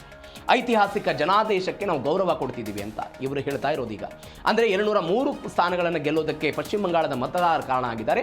ನಮಗೆ ಜನಾದೇಶವನ್ನು ಕೊಟ್ಟಿಲ್ಲ, ಹೀಗಾಗಿ ನಾವು ಜನಾದೇಶಕ್ಕೆ ಗೌರವ ಕೊಟ್ಟು NDAಗೆ ಗೌರವ ಕೊಡ್ತೀವಿ ಅಂತ ಅವರೆಲ್ಲ ಹೇಳ್ತಾ ಇದ್ದಾರೆ. ಪಕ್ಷದಲ್ಲಿ ಆಂತರಿಕ ಪ್ರಜಾಪ್ರಭುತ್ವದ ಕೊರತೆ ಇದೆ ಅಂತ ಎಲ್ಲ 2011ರಿಂದ 23 ತನಕ ರಾಜ್ಯಸಭೆಯ ಸದಸ್ಯರಾಗಿದ್ದರು. ಇದೀಗ ರಾಜ್ಯಸಭೆಯಲ್ಲಿ 13 ಸ್ಥಾನಗಳನ್ನು TMC ಹೊಂದಿತ್ತು. ಅದು ಇದೀಗ ಮತ್ತಷ್ಟು ಕಡಿಮೆ ಆಗಬಹುದು ಅಂತ. ನಿಮಗೆ ಇವತ್ತು TMCಯಲ್ಲಿ ಏನು ಬೆಳವಣಿಗೆಗಳಾಗ್ತಾ ಇದೆಯಲ್ಲ, ಆ ಬೆಳವಣಿಗೆ ಸ್ವಲ್ಪ ದಿನಗಳ ಹಿಂದೆ 2011ರಲ್ಲಿ TMC ಅಧಿಕಾರಕ್ಕೆ ಬರೋದಕ್ಕಿಂತ ಮೊದಲು ಎಡಪಕ್ಷಗಳಲ್ಲಿ ಅಂಥದ್ದೊಂದು ಬೆಳವಣಿಗೆ ಆಗಿತ್ತು. ಎಡಪಕ್ಷಗಳಲ್ಲೂ ಕೂಡ ಇಂಥದ್ದೊಂದು ಭಿನ್ನಾಭಿಪ್ರಾಯಗಳು ಬಂದು ಅನೇಕ ಜನ ರಾಜೀನಾಮೆ ಕೊಟ್ಟು ಹೋದರು. ಅದಾದ ನಂತರ TMC ಅಧಿಕಾರಕ್ಕೆ ಬಂತು, ರೌಡಿಸಮ್ ಕಡಿಮೆ ಆಗುತ್ತೆ, ಭ್ರಷ್ಟಾಚಾರದ ವ್ಯವಹಾರಗಳೆಲ್ಲ ಕಡಿಮೆ ಆಗುತ್ತೆ, ಇತ್ಯಾದಿ ನಂಬಿಕೆ ಪಶ್ಚಿಮ ಬಂಗಾಳದಲ್ಲಿತ್ತು. ಬಟ್ TMC ಅವಧಿಯಲ್ಲಿ ಏನಾಯಿತು, ಅದು ಕೂಡ ಕಂಟಿನ್ಯೂ ಆಗ್ತಾ ಹೋಗ್ತಾ ಬಂತು. ಅದರ ಅಂತಿಮ ಫಲಿತಾಂಶ ಇವತ್ತು TMC ಇಳಿಮುಖದಲ್ಲಿ ಸಾಗ್ತಾ ಇರೋದನ್ನು ನಾವು ಗಮನಿಸ್ತಾ ಇದ್ದೀವಿ. ಅಷ್ಟೇ ವ್ಯತ್ಯಾಸ CPIM ಮತ್ತು TMC ನಡುವೆ ಈ ಒಂದು ವ್ಯತ್ಯಾಸವನ್ನು ಮಾತ್ರ ನಾವು ಕಾಣಬಹುದು.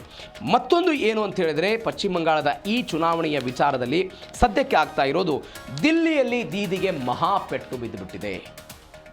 ದಿಲ್ಲಿಯಲ್ಲಿ ಕೇವಲ ಪಶ್ಚಿಮ ಬಂಗಾಳದಲ್ಲಿ ಮಾತ್ರವಲ್ಲ, ರಾಷ್ಟ್ರ ರಾಜಧಾನಿ ಯಾವ ಇಂಡಿಯಾ ಮೈತ್ರಿಕೂಟದಲ್ಲಿ ಪ್ರಧಾನಮಂತ್ರಿ ಅಭ್ಯರ್ಥಿಗೆ ಒಂದು ಕೌಂಟರ್ ಅಟ್ಯಾಕ್ ಮಾಡೋ ಶಕ್ತಿ ಸಾಮರ್ಥ್ಯವನ್ನು ಮಮತಾ ಬ್ಯಾನರ್ಜಿ ಹೊಂದಿದ್ರು, ಅವರೂ ಕೂಡ ಇವತ್ತು ಸೋತು ಸುಣ್ಣವಾಗಿ ದಿಲ್ಲಿಯಲ್ಲಿ ಇವತ್ತು ಮುಖಭಂಗವನ್ನು ಅನುಭವಿಸ್ತಾ ಇರೋದು. 20ಕ್ಕೂ ಹೆಚ್ಚು ಸಂಸದರೆಲ್ಲ ಬಂಡಾಯ ಆಯಿತು. NDA ಸೇರುವುದಾಗಿ ಸ್ಪೀಕರ್ ಓಂ ಬಿರ್ಲಾಗೆ ಪತ್ರ ಬರೆದಿದ್ದಾರೆ. 28 ಸಂಸದರ ಪೈಕಿ 20 ಮಂದಿ NDA ಕಡೆಗೆ ಮುಖ ಮಾಡಿರೋದು. NDA ಕಡೆಗೆ ಅವರೆಲ್ಲ ಮುಖ ಮಾಡಿದ್ದಾರೆ. ಹಿರಿಯ ಸಂಸದೆ ಕಾಕೋಲಿ ಘೋಷ್ ರಸ್ತಿದಾರ್ ಇವರ ನೇತೃತ್ವದಲ್ಲೆಲ್ಲ NDAಗೆ ಸಪೋರ್ಟ್ ಮಾಡ್ತೀವಿ ಅಂತ 20 ಜನ ಬಂಡಾಯ ಇದ್ದರು. ಓಂ ಬಿರ್ಲಾ ಅವರಿಗೆಲ್ಲ ಹೇಳಿ, ನಮಗೆ TMCಗೆ ಹೊಸ ಬಣ ನಾವು, ಹೀಗಾಗಿ ನಮಗೆಲ್ಲ ಸಪ್ರೇಟ್ ಆಸನಗಳು ಬೇಕು ಅಂತ ಹೇಳಿದ್ದಾರೆ. ಲೋಕಸಭೆಯಲ್ಲಿ 28, ನಾನು ನಿನ್ನೆ ಹೇಳಿದಾಗೆ 1968ರ ಕಾಯ್ದೆ ಪ್ರಕಾರ 3/2 ಬೇಕಾಗಿತ್ತು, ಹೀಗಾಗಿ 19 ಆಗ್ತಿತ್ತು. ಇವರ ಸಂಖ್ಯೆ ಇದೀಗಲ್ಲೆಲ್ಲ ಜಾಸ್ತಿ ಆಗಿದೆ, 20 ಸಂಸದರೆಲ್ಲ ಹೊಂದಿದ್ದಾರೆ. ಈಗ ಏನು ಪ್ರಯೋಜನ ಗಮನಿಸಿ, 2-3 ವ್ಯತ್ಯಾಸ ಇದೆ, ಭಾರಿ ಇಂಪಾರ್ಟೆಂಟು. ಒಂದು, TMCಯ ಕಾರಣಕ್ಕಾಗಿ ಋತುಪರ್ಣ ಬ್ಯಾನರ್ಜಿಯವರ ವಿರೋಧ ಪಕ್ಷ BJPಯ ವಿರುದ್ಧ ರಾಜ್ಯದಲ್ಲಿ ವಿರೋಧ ಪಕ್ಷವಾಗಿದೆ. ಅದು ಮುಂದೆ ಏನಾಗುತ್ತೆ ಅನ್ನುವಂಥದ್ದೊಂದು ಕುತೂಹಲ ಇದೆ. BJP ಆಡಳಿತ ಋತುಪರ್ಣ ಬ್ಯಾನರ್ಜಿಯವರ TMC BJPಯ ವಿರುದ್ಧ ವಿರೋಧ ಪಕ್ಷವಾಗಿರೋದು ಪಶ್ಚಿಮ ಬಂಗಾಳದಲ್ಲಿ ಒಂದು.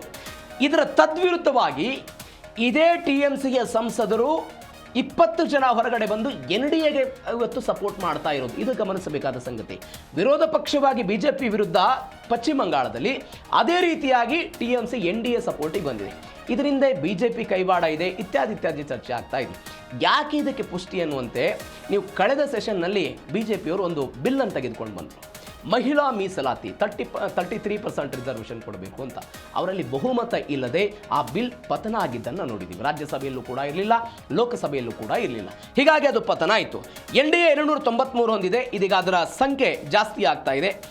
20+ ಆದರೆ ಅದು 317 ಆಗುತ್ತೆ. 272ಕ್ಕಿಂತ ಅಂದರೆ ಬಹುಮತಕ್ಕಿಂತಲೂ ಕೂಡ 45 ಸಂಖ್ಯೆ NDAಗೆ ಜಾಸ್ತಿ ಸಿಕ್ಕಿರೋದು. ಮತ್ತೊಂದು ಕಡೆ ಒಂದು ಬಿಲ್ ಏನಾದರೂ ಪಾಸ್ ಆಗಬೇಕು ಅಂತ ಹೇಳಿದ್ರೆ 352ರಿಂದ 360 ಬೇಕಂತೆ. ಅದರ ಸಂಖ್ಯೆ ಇದೀಗ 317ರ ಆಸ್ಪಾಸಿಗೆ ಬರ್ತಾ ಇದೆ. ಇದರ ಪರಿಣಾಮವಾಗಿ BJP ಬಿಲ್ಗಳನ್ನು ಸಾರಾಸಗಟ್ಟವಾಗಿ ಪಾಸ್ ಮಾಡಿಕೊಳ್ಬಹುದು ಅನ್ನೋದು ಸದ್ಯಕ್ಕೆ ಆಗ್ತಾ ಇರುವಂತಹ ಚರ್ಚೆ. ಮತ್ತೊಂದು ಕಡೆ TMCಯಲ್ಲಿ ಅರಾಜಕತೆಯಾಗಿದೆ. ತಮ್ಮದೇ ಪಕ್ಷದಿಂದ ಅನೇಕ ಜನ ಎಲ್ಲರೂ ಕೂಡ ಹೋಗ್ತಾ ಇರೋದು. ಸಂಸದ ಕಲ್ಯಾಣ್ ಬ್ಯಾನರ್ಜಿ ವಿರುದ್ಧ ಕಾಕೋಲಿ ಘೋಷ್ ದೂರು ಕೊಟ್ಟುಬಿಟ್ಟಿದ್ದಾರೆ. ನಾನು ಅವಾಗಲೇ ಹೇಳಿದ್ನಲ್ಲ, ಇವರ ನೇತೃತ್ವದಲ್ಲೆಲ್ಲ ಅವರು NDAಗೆ ಸಪೋರ್ಟ್ ಮಾಡಿದ್ದು. ಅವರು ಹೇಳ್ತಾ ಇದ್ದಾರೆ, ಸಂಸದೆ ಕಾಕೋಲಿ ಘೋಷ್ ದಸ್ತಿಯಾರ್ ಅವರು ಹೇಳಿದರು, ಹಿರಿಯ ಸಂಸದ ಕಲ್ಯಾಣ್ ಬ್ಯಾನರ್ಜಿ ವಿರುದ್ಧ ಓಂ ಬಿರ್ಲಾ ಅವರಿಗೆ ಒಂದು ಲೆಕ್ಕಿಗೆ ದೂರು ಕೊಟ್ಟರು. ಏನೇನು ಮಾಡಿದರು, ಹಲವು ಬಾರಿ ಇವರು ಮೌಖಿಕವಾಗಿ ನಿಂದನೆ ಮಾಡಿದ್ದಾರೆ, ನನಗೆ ಮಹಿಳಾ ವಿರೋಧಿ ನಡವಳಿಕೆಗಳನ್ನು ಇವರು ಹೊಂದಿದ್ದಾರೆ, ಹೀಗಾಗಿ ನಾವು ತೃಣಮೂಲ ಕಾಂಗ್ರೆಸ್ನ ರಾಷ್ಟ್ರೀಯ ಮಹಿಳಾ ಅಧ್ಯಕ್ಷ ಸ್ಥಾನಕ್ಕೆ ರಾಜೀನಾಮೆ ಕೊಡ್ತಾ ಇದ್ದೀವಿ, ಚೀಫ್ ಆಫ್ ವಿಪ್ ಹುದ್ದೆಯ ತೆಗೆದಿದ್ದಕ್ಕಾಗಿ ನನ್ನ ಮೇಲೆ ಇಂಥದ್ದೊಂದು ಅಸಮಾಧಾನವನ್ನು ಅಥವಾ ಆರೋಪಗಳನ್ನು ಮಾಡ್ತಾ ಇದ್ದಾರೆ ಅಂತ ಇದೇ ಕಲ್ಯಾಣ್ ಬ್ಯಾನರ್ಜಿಯವರು ಯಾರ ವಿರುದ್ಧ, ಕಾಕೋಲಿ ಘೋಷ್ ವಿರುದ್ಧ ಅವರು ಸ್ಪಷ್ಟನೆ ಕೊಡೋ ಪ್ರಯತ್ನವನ್ನು, ಅಂದರೆ ಇವರು ಆರೋಪ ಮಾಡಿದ್ರು, ಅದಕ್ಕಿಲ್ಲ ನನಗೆ ಚೀಫ್ ಆಫ್ ವಿಪ್ ಮಾಡಿದ್ದಕ್ಕೆ ಆ ಸ್ಥಾನ ಅವ್ರಿಗೆ ಸಿಗಬೇಕಾಗಿತ್ತು, ನನಗೆ ಕೊಟ್ಟಿದ್ದಕ್ಕಾಗಿ, ಹೀಗಾಗಿ ಸುಮ್ಮನೆ ನನ್ನ ಮೇಲೆ ಇಂಥದ್ದೊಂದು ಆರೋಪವನ್ನು ಮಾಡ್ತಿದ್ದಾರೆ ಅಂತ ಈಗ ರಾಜಕೀಯವಾಗಿ ಒಂದು ಚರ್ಚೆ ಆಗ್ತಾ ಇದೆ. ಒಂದು ರಾಜಕೀಯ ಪಕ್ಷಕ್ಕೆ ಸೈದ್ಧಾಂತಿಕ ನೆಲೆಗಟ್ಟು ಇಲ್ಲದೆ ಇದ್ದಾಗ TMCಯ ಪರಿಸ್ಥಿತಿ ಬರುತ್ತೆ ಅಂತ. ನೀವು BJPಗೆ ನೋಡಿ, ಅವರಿಗೆ ಒಂದು ಸೈದ್ಧಾಂತಿಕ ನೆಲೆಗಟ್ಟಿದೆ, ಕಾಂಗ್ರೆಸ್ಗೆ ಸೈದ್ಧಾಂತಿಕ ನೆಲೆಗಟ್ಟಿದೆ, ಮುಸ್ಲಿಂ ಲೀಗ್ಗೆ ಕಾಂಗ್ರೆಸ್ ಒಂದು ಸೈದ್ಧಾಂತಿಕ ನೆಲೆಗಟ್ಟಿದೆ, ಕಮ್ಯುನಿಸ್ಟ್ ಪಾರ್ಟಿಗಳಿಗೆ ಸೈದ್ಧಾಂತಿಕ ನೆಲೆಗಟ್ಟಿತ್ತು. ಆದರೆ TMC ಯಾವಾಗ ಅಧಿಕಾರಕ್ಕೆ ಬಂತಲ್ಲ, ಅವರು ತಾಯಿ, ಭೂಮಿ ಮತ್ತು ಜನ ಈ 3 ವಿಚಾರಗಳನ್ನು ಇಟ್ಟುಕೊಂಡು ಅಧಿಕಾರಕ್ಕೆ ಬಂದರು. ಅಧಿಕಾರಕ್ಕೆ ಬಂದಂತಹ TMC ಕೊನೆಗೆ ಏನು ಮಾಡ್ತಾ ಹೋಯಿತು, ಭ್ರಷ್ಟಾಚಾರದ ಆರೋಪಗಳು ಬಂತು, ಅನೇಕ ಶಾಸಕರುಗಳ ಮೇಲೆ ರೇಡ್ ಆಯಿತು. ನಿಮಗೆ ಶಾರದಾ ನಾರದ ಎನ್ನುವಂಥ ಹಗರಣ ದೊಡ್ಡ ಮಟ್ಟದಲ್ಲಿ ಆಗಿತ್ತು, ಶಾರದಾ ನಾರದ ಹಗರಣ. ಅವತ್ತು ಕೂಡ ಇಂಥದ್ದೊಂದು ಭಿನ್ನಾಭಿಪ್ರಾಯ TMCಯಲ್ಲಿ ಬಂದಿರಲಿಲ್ಲ. ಆದರೆ ಇವತ್ತಿನ ಶಿಕ್ಷಕರ ನೇಮಕಾತಿ ಹಗರಣದ ತನಕವೂ ಕೂಡ ಈ ಭಿನ್ನಾಭಿಪ್ರಾಯ ಸ್ಫೋಟ ಆಗಿ ಇವತ್ತು ಪಾರ್ಟಿ ಸ್ಪ್ಲಿಟ್ ಆಗಿದ್ದನ್ನು ನಾವು ನೋಡ್ತಾ ಇದ್ದೀವಿ. ಇದು TMC ಒಡೆದು ಹೋಗ್ತಾ ಇರುವಂತಹ ಕತೆ. ಮತ್ತೊಂದು ವಿಚಾರ ಏನು ಅಂತ ಹೇಳಿದ್ರೆ, ಬಂಗಾಳದಲ್ಲಿ ದೀದಿ ಯುಗ ಅಂತ್ಯ ಆಗುತ್ತಾ? ದೀದಿ ಯುಗ ಅಂತ್ಯ ಆಗುತ್ತಾ ಅನ್ನೋದಕ್ಕಿಂತ ಮುಂಚೆ ಸುವೇಂದು ಅಧಿಕಾರಿ ಒಂದು ಮಹತ್ವದ ಕ್ರಮ ತೆಗೆದುಕೊಂಡಿದ್ದಾರೆ. ಅಕ್ರಮ ವಲಸಿಗರಿಗೆ ಗೇಟ್ ಪಾಸ್ ಕೊಡೋ ಪ್ರಯತ್ನ ಆಗಿದೆ. 4800 ಅಕ್ರಮ ವಲಸಿಗರನ್ನು ಬಾಂಗ್ಲಾಕ್ಕೆ ಕಳಿಸಿದ್ದಾರೆ.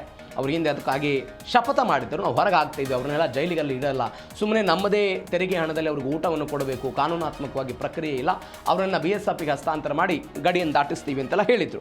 ನಮ್ಮ ತೆರಿಗೆ ಹಣದಲ್ಲಿ ಅಕ್ರಮ ವಲಸಿಗರಿಗೆ ಸೌಲಭ್ಯ ಕೊಡಲ್ಲ. ಗಡಿ ಜಿಲ್ಲೆಗಳ ಡಿಟೆನ್ಷನ್ ಸೆಂಟರ್ಗಳಿಂದ ಗಡಿಪಾರು ಆರಂಭ ಆಗಿದೆ. 100 ಕಿಲೋಮೀಟರ್ ಗಡಿ ಬೇಲಿ ನಿರ್ಮಾಣಕ್ಕೆ BSFಗೆ ಅವರೆಲ್ಲ ಭೂಮಿಯನ್ನು ಕೊಟ್ಟಿದ್ದನ್ನು ನೋಡಿದ್ದೀವಿ. 836 ಜನ ಇದೀಗ ಅಲ್ಲೇನೋ ವೇಟ್ ಮಾಡ್ತಾ ಇದ್ದಾರಂತೆ. 4800 ಜನ ಇದೀಗ ಇದುವರೆಗೂ ತನಕ ಗಡಿಪಾರಾಗಿರುವುದು. ಒಂದು ಕ್ರಮ ತೆಗೆದುಕೊಂಡಿದ್ದರು ಅವರು, ಡಿಟೆಕ್ಟ್, ಡಿಲೀಟ್ ಮತ್ತು ಡಿಫಾಲ್ಟ್. ಅವರನ್ನು ಪತ್ತೆ ಹಚ್ಚಬೇಕು, ಅದಾದ ನಂತರ ಡಿಲೀಟ್ ಮಾಡಬೇಕು, ಅಂದರೆ ಅವರ ಬಳಿ ಇರುವಂಥ ದಾಖಲೆಗಳು ಇತ್ಯಾದಿ ಡಿಲೀಟ್ ಮಾಡಬೇಕು, ಅದಾದ ಡಿಫಾಲ್ಟ್ ಮಾಡಬೇಕು, ಅವರವರ ದೇಶಗಳಿಗೆ ಅವರನ್ನು ಕಳಿಸಬೇಕು ಅನ್ನುವಂತಹ ಕ್ರಮವನ್ನು ಸುವೇಂದು ಅಧಿಕಾರಿ ತೆಗೆದುಕೊಂಡಿದ್ದರು. ಇದೀಗ ಅಂಥದ್ದೊಂದು ಕ್ರಮಕ್ಕೆ ಅವರು ಮುಂದಾಗಿದ್ದಾರೆ. 4800 ಜನ ಹೋಗಿದ್ದಾರೆ. ಅಂದರೆ ಇಷ್ಟು ದಿನಗಳ ಕಾಲ BJP ಮಾಡ್ತಾ ಇದ್ದಂಥ ಆರೋಪ, ಅವರನ್ನು ವೋಟ್ ಬ್ಯಾಂಕ್ಗಳಾಗಿ ದೀದಿ ಅವರು ನೋಡ್ತಾ ಇದ್ರು. ಅದರ ಪರಿಣಾಮವಾಗಿ ಅವರು ಇಲ್ಲೇ ಠಿಕಾಣಿ ಹೂಡಿಬಿಟ್ಟಿದ್ರು. ಅವರಿಗೆ ಆಧಾರ್ ಕಾರ್ಡು, ರೇಷನ್ ಕಾರ್ಡು, ಅವರಿಗೆ ದಾಖಲಾತಿ ಎಲ್ಲವನ್ನು ಕೂಡ ಮಾಡಿಕೊಟ್ಟಿದ್ರು ಅಂತ. ಅದರ ವಿರುದ್ಧ ಇದೀಗ ಸುವೇಂದು ಅಧಿಕಾರಿ ಅವರ ಕ್ರಮ ಇದೆ. ಮತ್ತೊಂದು ಬೆಳವಣಿಗೆ, ಬಂಗಾಳದಲ್ಲಿ ದೀದಿ ಯುಗ ಅಂತ್ಯನಾ ಅನ್ನುವಂಥ ಪ್ರಶ್ನೆ. ಒಂದು ರಾಜಕೀಯ ಪಕ್ಷ ಬಗ್ಗೆ ಅನೇಕ ರಾಜಕೀಯ ಪಕ್ಷಗಳ ಕಥೆ ಇಡೀ ದೇಶದಲ್ಲಿ ಏನೇನಾಗಿತ್ತು ಅನ್ನೋದ್ರ ಬಗ್ಗೆ ನಾವು ನಿನ್ನೆಯೂ ಕೂಡ ನೋಡಿದ್ವಿ. ಇದೀಗ ಅದೇ ರೀತಿಯಲ್ಲಿ TMC ಪಕ್ಷ ರಚನೆಯಾದ 26 ವರ್ಷಗಳ ನಂತರ ಒಂದು ಮಹಾ ಬಿಕ್ಕಟ್ಟು ಎದುರಾಗಿದೆ. ಶಾಸಕರು ಹೋದರು, ಸಂಸದರು ಹೋಗ್ತಾ ಇದ್ದಾರೆ. ಮಮತಾ ಒಬ್ಬರೇ ಆಗ್ಬಿಟ್ರ? ಅಭಿಷೇಕ್ ಬ್ಯಾನರ್ಜಿ ಈಗ ಸಂಕಷ್ಟದಲ್ಲಿ ಇರೋದು. ಮತ್ತೊಂದು ಕಡೆ ಸುವೇಂದು ಅಧಿಕಾರಿಯವರ ಆಕ್ರಮಣಕಾರಿ ಆಡಳಿತ ನಡೀತಾ ಇದೆ. ಬಂಡಾಯ ಬಣಕ್ಕೆ ವಿರೋಧ ಪಕ್ಷದ ನಾಯಕನ ಮಾನ್ಯತೆ ಸಿಕ್ಕಿದೆ. ಮಮತಾ ಬ್ಯಾನರ್ಜಿ ಅಸ್ತಿತ್ವ. ನಾನು ನಿನ್ನೆ ಕೂಡ ಹೇಳಿದೆ, ಕಳೆದ ಬಾರಿ ಅಟ್ಲೀಸ್ಟ್ 2 ಕ್ಷೇತ್ರದಲ್ಲಿ ಸ್ಪರ್ಧೆ ಮಾಡಿ 1 ಕ್ಷೇತ್ರದಲ್ಲಿ ಗೆದ್ದಿದ್ರು. ಈ ಬಾರಿ ಅದು ಕೂಡ ಇಲ್ಲ. ಹೀಗಾಗಿ ಅವರು ಸೆಂಟ್ರಲಿಗೆ ಹೋಗ್ತಾರೆ, ಇತ್ಯಾದಿ ಚರ್ಚೆ. ಏನಾಗುತ್ತೆ ಅನ್ನುವಂಥದ್ದೊಂದು ಪ್ರಶ್ನೆ ಇದೆ. 15 ವರ್ಷ ಆಡಳಿತವನ್ನು ನೀವು ಪಶ್ಚಿಮ ಬಂಗಾಳದಲ್ಲಿ ಆಗ್ತಾ ಇರುವಂಥ ಬೆಳವಣಿಗೆ ಹಾಗೆ. ಮೊದಲು ಕಾಂಗ್ರೆಸ್, ಅದಾದ ನಂತರ ಎಡಪಕ್ಷ, ಅದಾದ ನಂತರ TMC, ಎಲ್ಲವೂ ಕೂಡ ಅವನತಿಯತ್ತ ಹೋಗ್ತಾ ಇರೋದನ್ನು ನಾವು ನೋಡ್ತಾ ಇದ್ದೀವಿ. ಯಾರ್ಯಾರು ಪಶ್ಚಿಮ ಬಂಗಾಳದಲ್ಲಿ ಮೊದಲ ದಿನದಿಂದಲೂ ಕೂಡ ಆಡಳಿತವನ್ನು ನಡೆಸ್ಕೊಂಡು ಬಂದು 34 ವರ್ಷ, 40 ವರ್ಷಗಳ ಕಾಲ, 20 ವರ್ಷಗಳ ಕಾಲ ಸುದೀರ್ಘ ಆಡಳಿತವನ್ನು ನಡೆಸಿದ್ರು, ಯಾರೂ ಕೂಡ ಪಶ್ಚಿಮ ಬಂಗಾಳದ ಮತದಾರರನ್ನು ಗೆಲ್ಲುವಲ್ಲಿ ಅಥವಾ ಸುದೀರ್ಘವಾಗಿ ಅದನ್ನು ತೆಗೆದುಕೊಂಡು ಹೋಗುವಲ್ಲಿ ಯಶಸ್ವಿ ಆಗಲಿಲ್ಲ. ಅದರ ಪರಿಣಾಮವಾಗಿ TMCಯ ಕಥೆಯೂ ಕೂಡ ಹಾಗೆ ಆಗ್ತಾ ಇದೆ. ಏನಾಗುತ್ತೆ ನೋಡೋಣ. ಇಂಡಿಯಾ ಬ್ಲಾಕ್ 2024ರ ಲೋಕಸಭಾ ಚುನಾವಣೆಯಲ್ಲಿ BJP ಮೈತ್ರಿಕೂಟವನ್ನು ಎದುರಿಸಬೇಕು ಅಂತ ಕಾಂಗ್ರೆಸ್ ನೇತೃತ್ವದಲ್ಲಿ ಇಂಡಿಯಾ ಮೈತ್ರಿಕೂಟ ಇಡೀ ದೇಶದಾದ್ಯಂತ ರಚನೆ ಆಗಿತ್ತು. ಅದರಲ್ಲಿ DMK, ಆಮ್ ಆದ್ಮಿ ಪಾರ್ಟಿ, ಅದಾದ ನಂತರ ತೃಣಮೂಲ ಕಾಂಗ್ರೆಸ್ಸು, ಬೇರೆ ಪಾರ್ಟಿಗಳೆಲ್ಲವೂ ಕೂಡ ಇತ್ತು. ನಿತೀಶ್ ಕುಮಾರ್ ಅವರು ಇದ್ದರು. ಅದಾದ ನಂತರ ಅವರು ಕೈಕೊಟ್ಟು NDAಗೆ ಬಂದು ಸೇರಿದ್ದನ್ನು ನಾವೆಲ್ಲ ನೋಡಿದ್ದೀವಿ. 2019ರ ಲೋಕಸಭಾ ಚುನಾವಣೆಯಲ್ಲಿ ಇದು ಮಹಾಗಠಬಂಧನ ಆಗಿತ್ತು. ಅವತ್ತು JDS ಕೂಡ ಆ ಮಹಾಗಠಬಂಧನಲ್ಲಿ ಇತ್ತು. ಅದನ್ನು ನಾವು ಗಮನಿಸಬೇಕು. 2019ರಲ್ಲಿ ಮಹಾಗಠಬಂಧನ, 2024ರಲ್ಲಿ ಇಂಡಿಯಾ ಮೈತ್ರಿಕೂಟ ಆಗಿತ್ತು. ಇಂಡಿಯಾ ಮೈತ್ರಿಕೂಟ ಆಗಿ ಹೇಳಿಕೊಳ್ಳುವಷ್ಟರ ಮಟ್ಟಿಗೆ ಇಂಡಿಯಾ ಮೈತ್ರಿಕೂಟ ದೊಡ್ಡ ಮಟ್ಟದ ಸಾಧನೆಯನ್ನು 2024ರಲ್ಲಿ ಮಾಡಿತು. ಇದೀಗ ಪುನರಪಿ ಅವರು ಒಂದು ಸಭೆ ಮಾಡಿದ್ದಾರೆ ದೆಹಲಿಯಲ್ಲಿ. ಉದ್ದೇಶ ಏನು? ಚಿತ್ರವಾಯ್ತಾ ಇಂಡಿಯಾ ಒಕ್ಕೂಟ ಅನ್ನುವಂಥ ಪ್ರಶ್ನೆ. ದೆಹಲಿಯಲ್ಲಿ ಒಂದು ಸಭೆ ಆಯಿತು, 23 ಪಕ್ಷಗಳು ಭಾಗಿಯಾದರು. ಆದರೆ ಪ್ರಮುಖ ಮಿತ್ರರೆಲ್ಲರೂ ಕೂಡ ಇದರಿಂದ ಔಟ್ ಆಗಿರೋದು. ಪ್ರಮುಖ ಪಕ್ಷಗಳು ಅಂತ ಹೇಳಿದ್ರೆ ಅದು ಆಮ್ ಆದ್ಮಿ, ಮತ್ತೊಂದು DMK, ಇವರೆಲ್ಲರೂ ಕೂಡ ಔಟ್ ಆಗಿದ್ದಾರೆ. ಸಭೆಗೆ ಬಂದಿಲ್ಲ ಇವರು. ಅದಕ್ಕೆ ಬೇರೆ ಕಾರಣಗಳಿದೆ. DMK ಮತ್ತು ಕಾಂಗ್ರೆಸ್ ನಡುವಿನ 20 ವರ್ಷಗಳ ದೋಸ್ತಿ ಅಂತ್ಯ ಆಯಿತಾ ಅನ್ನುವಂಥ ಪ್ರಶ್ನೆ. 20 ವರ್ಷ ಅನ್ನೋದಕ್ಕಿಂತ 1971ರಿಂದಲೂ ಕೂಡ 71 ಇಂದಿರಾ ಗಾಂಧಿಯವರ ಆ ಸಮಯದಿಂದಲೂ ಕೂಡ ಕರುಣಾನಿಧಿ ಅವರಿಗೆಲ್ಲ ಸಪೋರ್ಟ್ ಮಾಡಿದ್ದನ್ನು ನಾವು ನೋಡಿದ್ದೀವಿ. ಅವತ್ತಿನಿಂದಲೂ ಕೂಡ ಅವ್ರ ನಡುವೆ ಮೈತ್ರಿ ಇತ್ತು.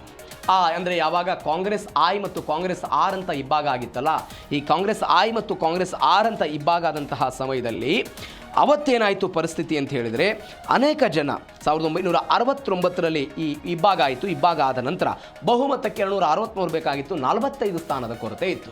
45 ಸ್ಥಾನದ ಕೊರತೆ ಇದ್ದಾಗ ಇದೇ DMK, ಸ್ಟಾಲಿನ್ ಅವರ ತಂದೆ ಕರುಣಾನಿಧಿ ಅವತ್ತು ಇಂದಿರಾ ಗಾಂಧಿ ಅವರಿಗೆ ಬೇಷರತ್ತಾಗಿ ಮೈತ್ರಿಯನ್ನು ಮಾಡಿಕೊಳ್ತಾರೆ, ಸಪೋರ್ಟ್ ಮಾಡ್ತಾರೆ.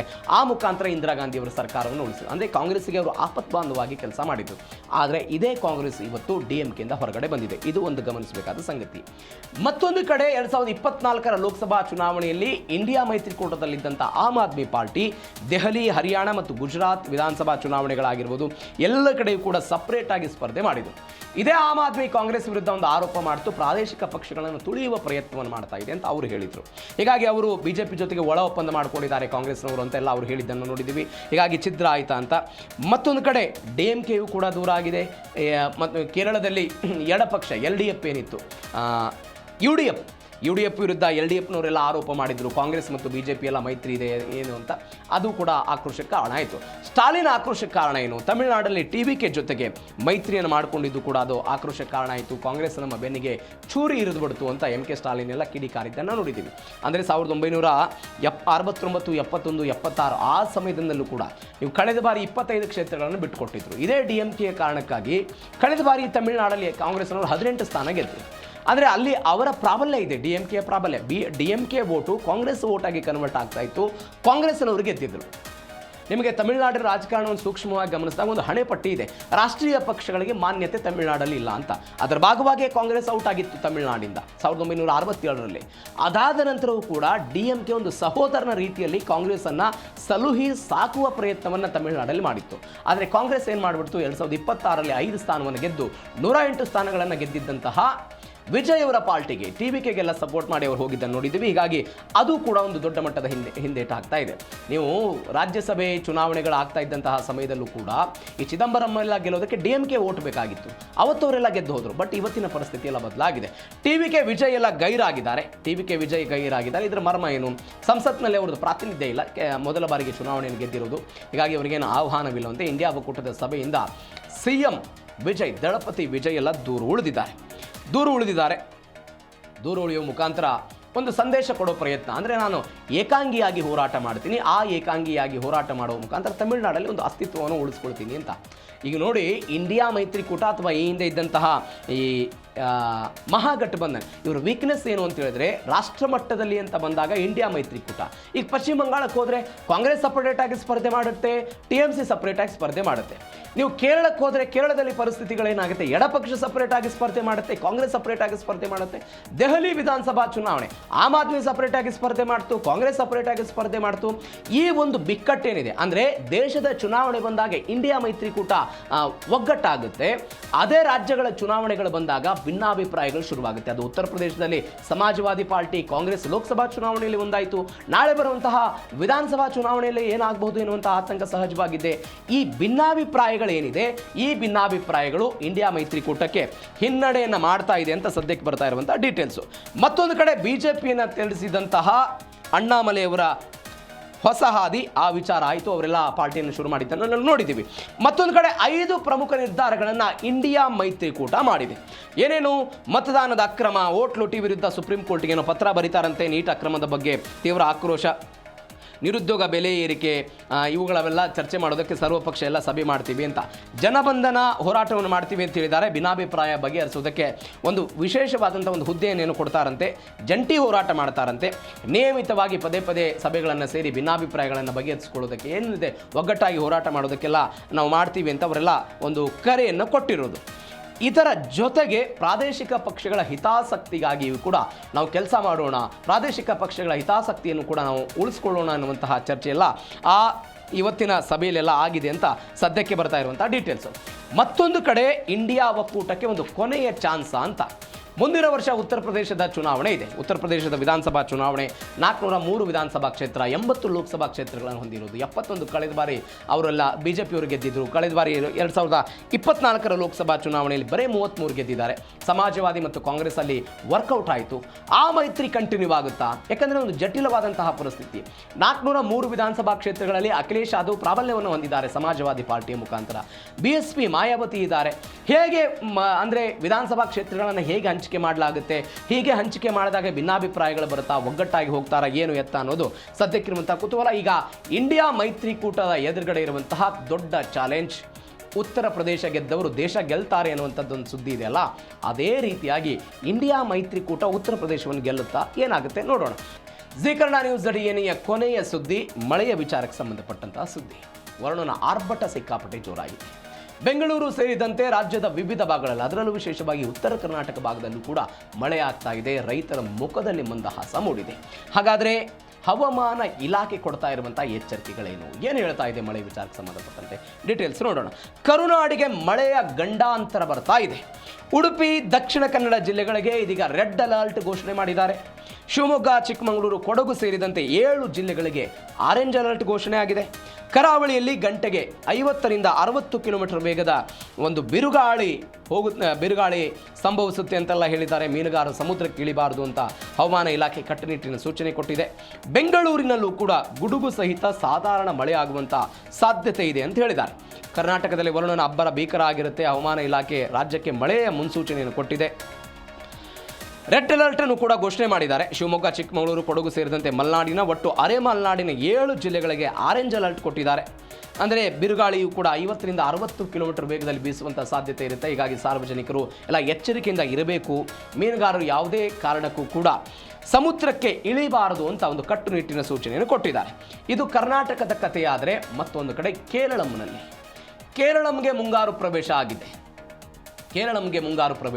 ಒಂದು 3 ದಿನಗಳ ಡಿಲೇ ಆದರೂ ಕೂಡ ಇದೀಗ ಅಲ್ಲಿ ಮಳೆ ವ್ಯಾಪಕವಾಗಿ ಆಗ್ತಾ ಇದೆ. ಹಲವು ಜಿಲ್ಲೆಗಳಲ್ಲಿ ಆರೆಂಜ್ ಮತ್ತು ಯೆಲ್ಲೋ ಅಲರ್ಟ್ ಘೋಷಣೆ ಮಾಡಲಾಗಿದೆ. ಕೋಯಿಕೋಡ್, ಕಣ್ಣೂರು, ಕಾಸರಗೋಡಿನಲ್ಲಿ 20 ಸೆಂಟಿಮೀಟರ್ ಎಲ್ಲ ಮಳೆ ಆಗಿರುವಂಥ ಸಾಧ್ಯತೆಯಂತೆ. ಭೂಕುಸಿತದ ಭೀತಿ ಇದೆ. ಪ್ರಮುಖ ಪ್ರವಾಸಿ ತಾಣಗಳಿಗೆ ಪ್ರವಾಸಿಗರೆಲ್ಲ ಅಂದರೆ ಕೇರಳ ಅಂತ ಹೇಳಿದರೆ ದೇವರ ನಾಡು ಅಂತ ಹೇಳ್ತೀವಿ. ದೇವಸ್ಥಾನಗಳಿಗೆ ಅನೇಕ ಭಕ್ತಾದಿಗಳೆಲ್ಲ ಹೋಗ್ತಾ ಇರ್ತಾರೆ. ಹೀಗಾಗಿ ಅಲ್ಲಿಯೂ ಕೂಡ ಮಳೆ ವ್ಯಾಪಕವಾಗಿ ಆಗ್ತಾ ಇದೆ. ಹೀಗಾಗಿ ಸ್ವಲ್ಪ ಎಚ್ಚರಿಕೆ ಇರಲಿ ಅಂತೆಲ್ಲ ಹೇಳಿದ್ದಾರೆ. ನದಿ ಪಾತ್ರದ ಹಳ್ಳಿಗಳ ಜನರಿಗೆ ಹೈ ಅಲರ್ಟ್ ಘೋಷಣೆ ಮಾಡಲಾಗಿದೆ. ಸುರಕ್ಷಿತ ಸ್ಥಳಕ್ಕೆಲ್ಲ ತೆರಳೋದಕ್ಕೆ ಅವರೆಲ್ಲ ಸೂಚನೆ ಕೊಟ್ಟಿದ್ದಾರೆ. 24 ಗಂಟೆಯ ಜಿಲ್ಲಾ ಮಟ್ಟದ ನಿಯಂತ್ರಣ ಕೊಠಡಿಗಳೆಲ್ಲ ಕೆಲಸವನ್ನು ಮಾಡುತ್ತೆ ಅಂತ. ಒಂದು 4 ಜನ ಸದ್ಯಕ್ಕೆ ಅಲ್ಲಿ ಮೃತಪಟ್ಟಿದ್ದಾರೆ ಅಂತ ಸದ್ಯಕ್ಕೆ ಬರ್ತಾ ಇರುವಂಥ ಡೀಟೇಲ್ಸು. ಕೇರಳದಲ್ಲಿ ಮಳೆ ಆಗ್ತಾ ಇರುವ ಪರಿಣಾಮ 4 ಜನ ಬೇರೆ ಬೇರೆ ಕಾರಣಕ್ಕಾಗಿ ಮಳೆಯಿಂದ ಮೃತಪಟ್ಟಿದ್ದಾರೆ ಅಂತ ಸುದ್ದಿ ಬರ್ತಾ ಇದೆ. ಮತ್ತೊಂದು ಕಡೆ ಕರ್ನಾಟಕದ ಉತ್ತರ ಕರ್ನಾಟಕಕ್ಕೂ ಕೂಡ ವರುಣನ ಎಂಟ್ರಿ ಆಗಿರೋದು. ಕೇರಳಂನಲ್ಲಿ ಮುಂಗಾರು ಪ್ರವೇಶ ಆಯಿತು. ಕರಾವಳಿ ಕರ್ನಾಟಕ, ಮಲೆನಾಡು ಭಾಗದಲ್ಲಿ ಮಳೆ ಆಯಿತು. ಬಟ್ ಉತ್ತರ ಕರ್ನಾಟಕ, ಬೀದರ್, ಕಲಬುರಗಿ, ಯಾದಗಿರಿಯಲ್ಲಿ ಗುಡುಗು ಸಹಿತ ಧಾರಾಕಾರ ಮಳೆಯಂತೆ 40ರಿಂದ 50 ಕಿಲೋಮೀಟರ್ ವೇಗದ ಗಾಳಿ. ಹೀಗಾಗಿ ಜನರು ಎಚ್ಚರಿಕೆಯಿಂದ ಇರಬೇಕು ಅಂತೆಲ್ಲ ಮನವಿ ಮಾಡಿದ್ದಾರೆ.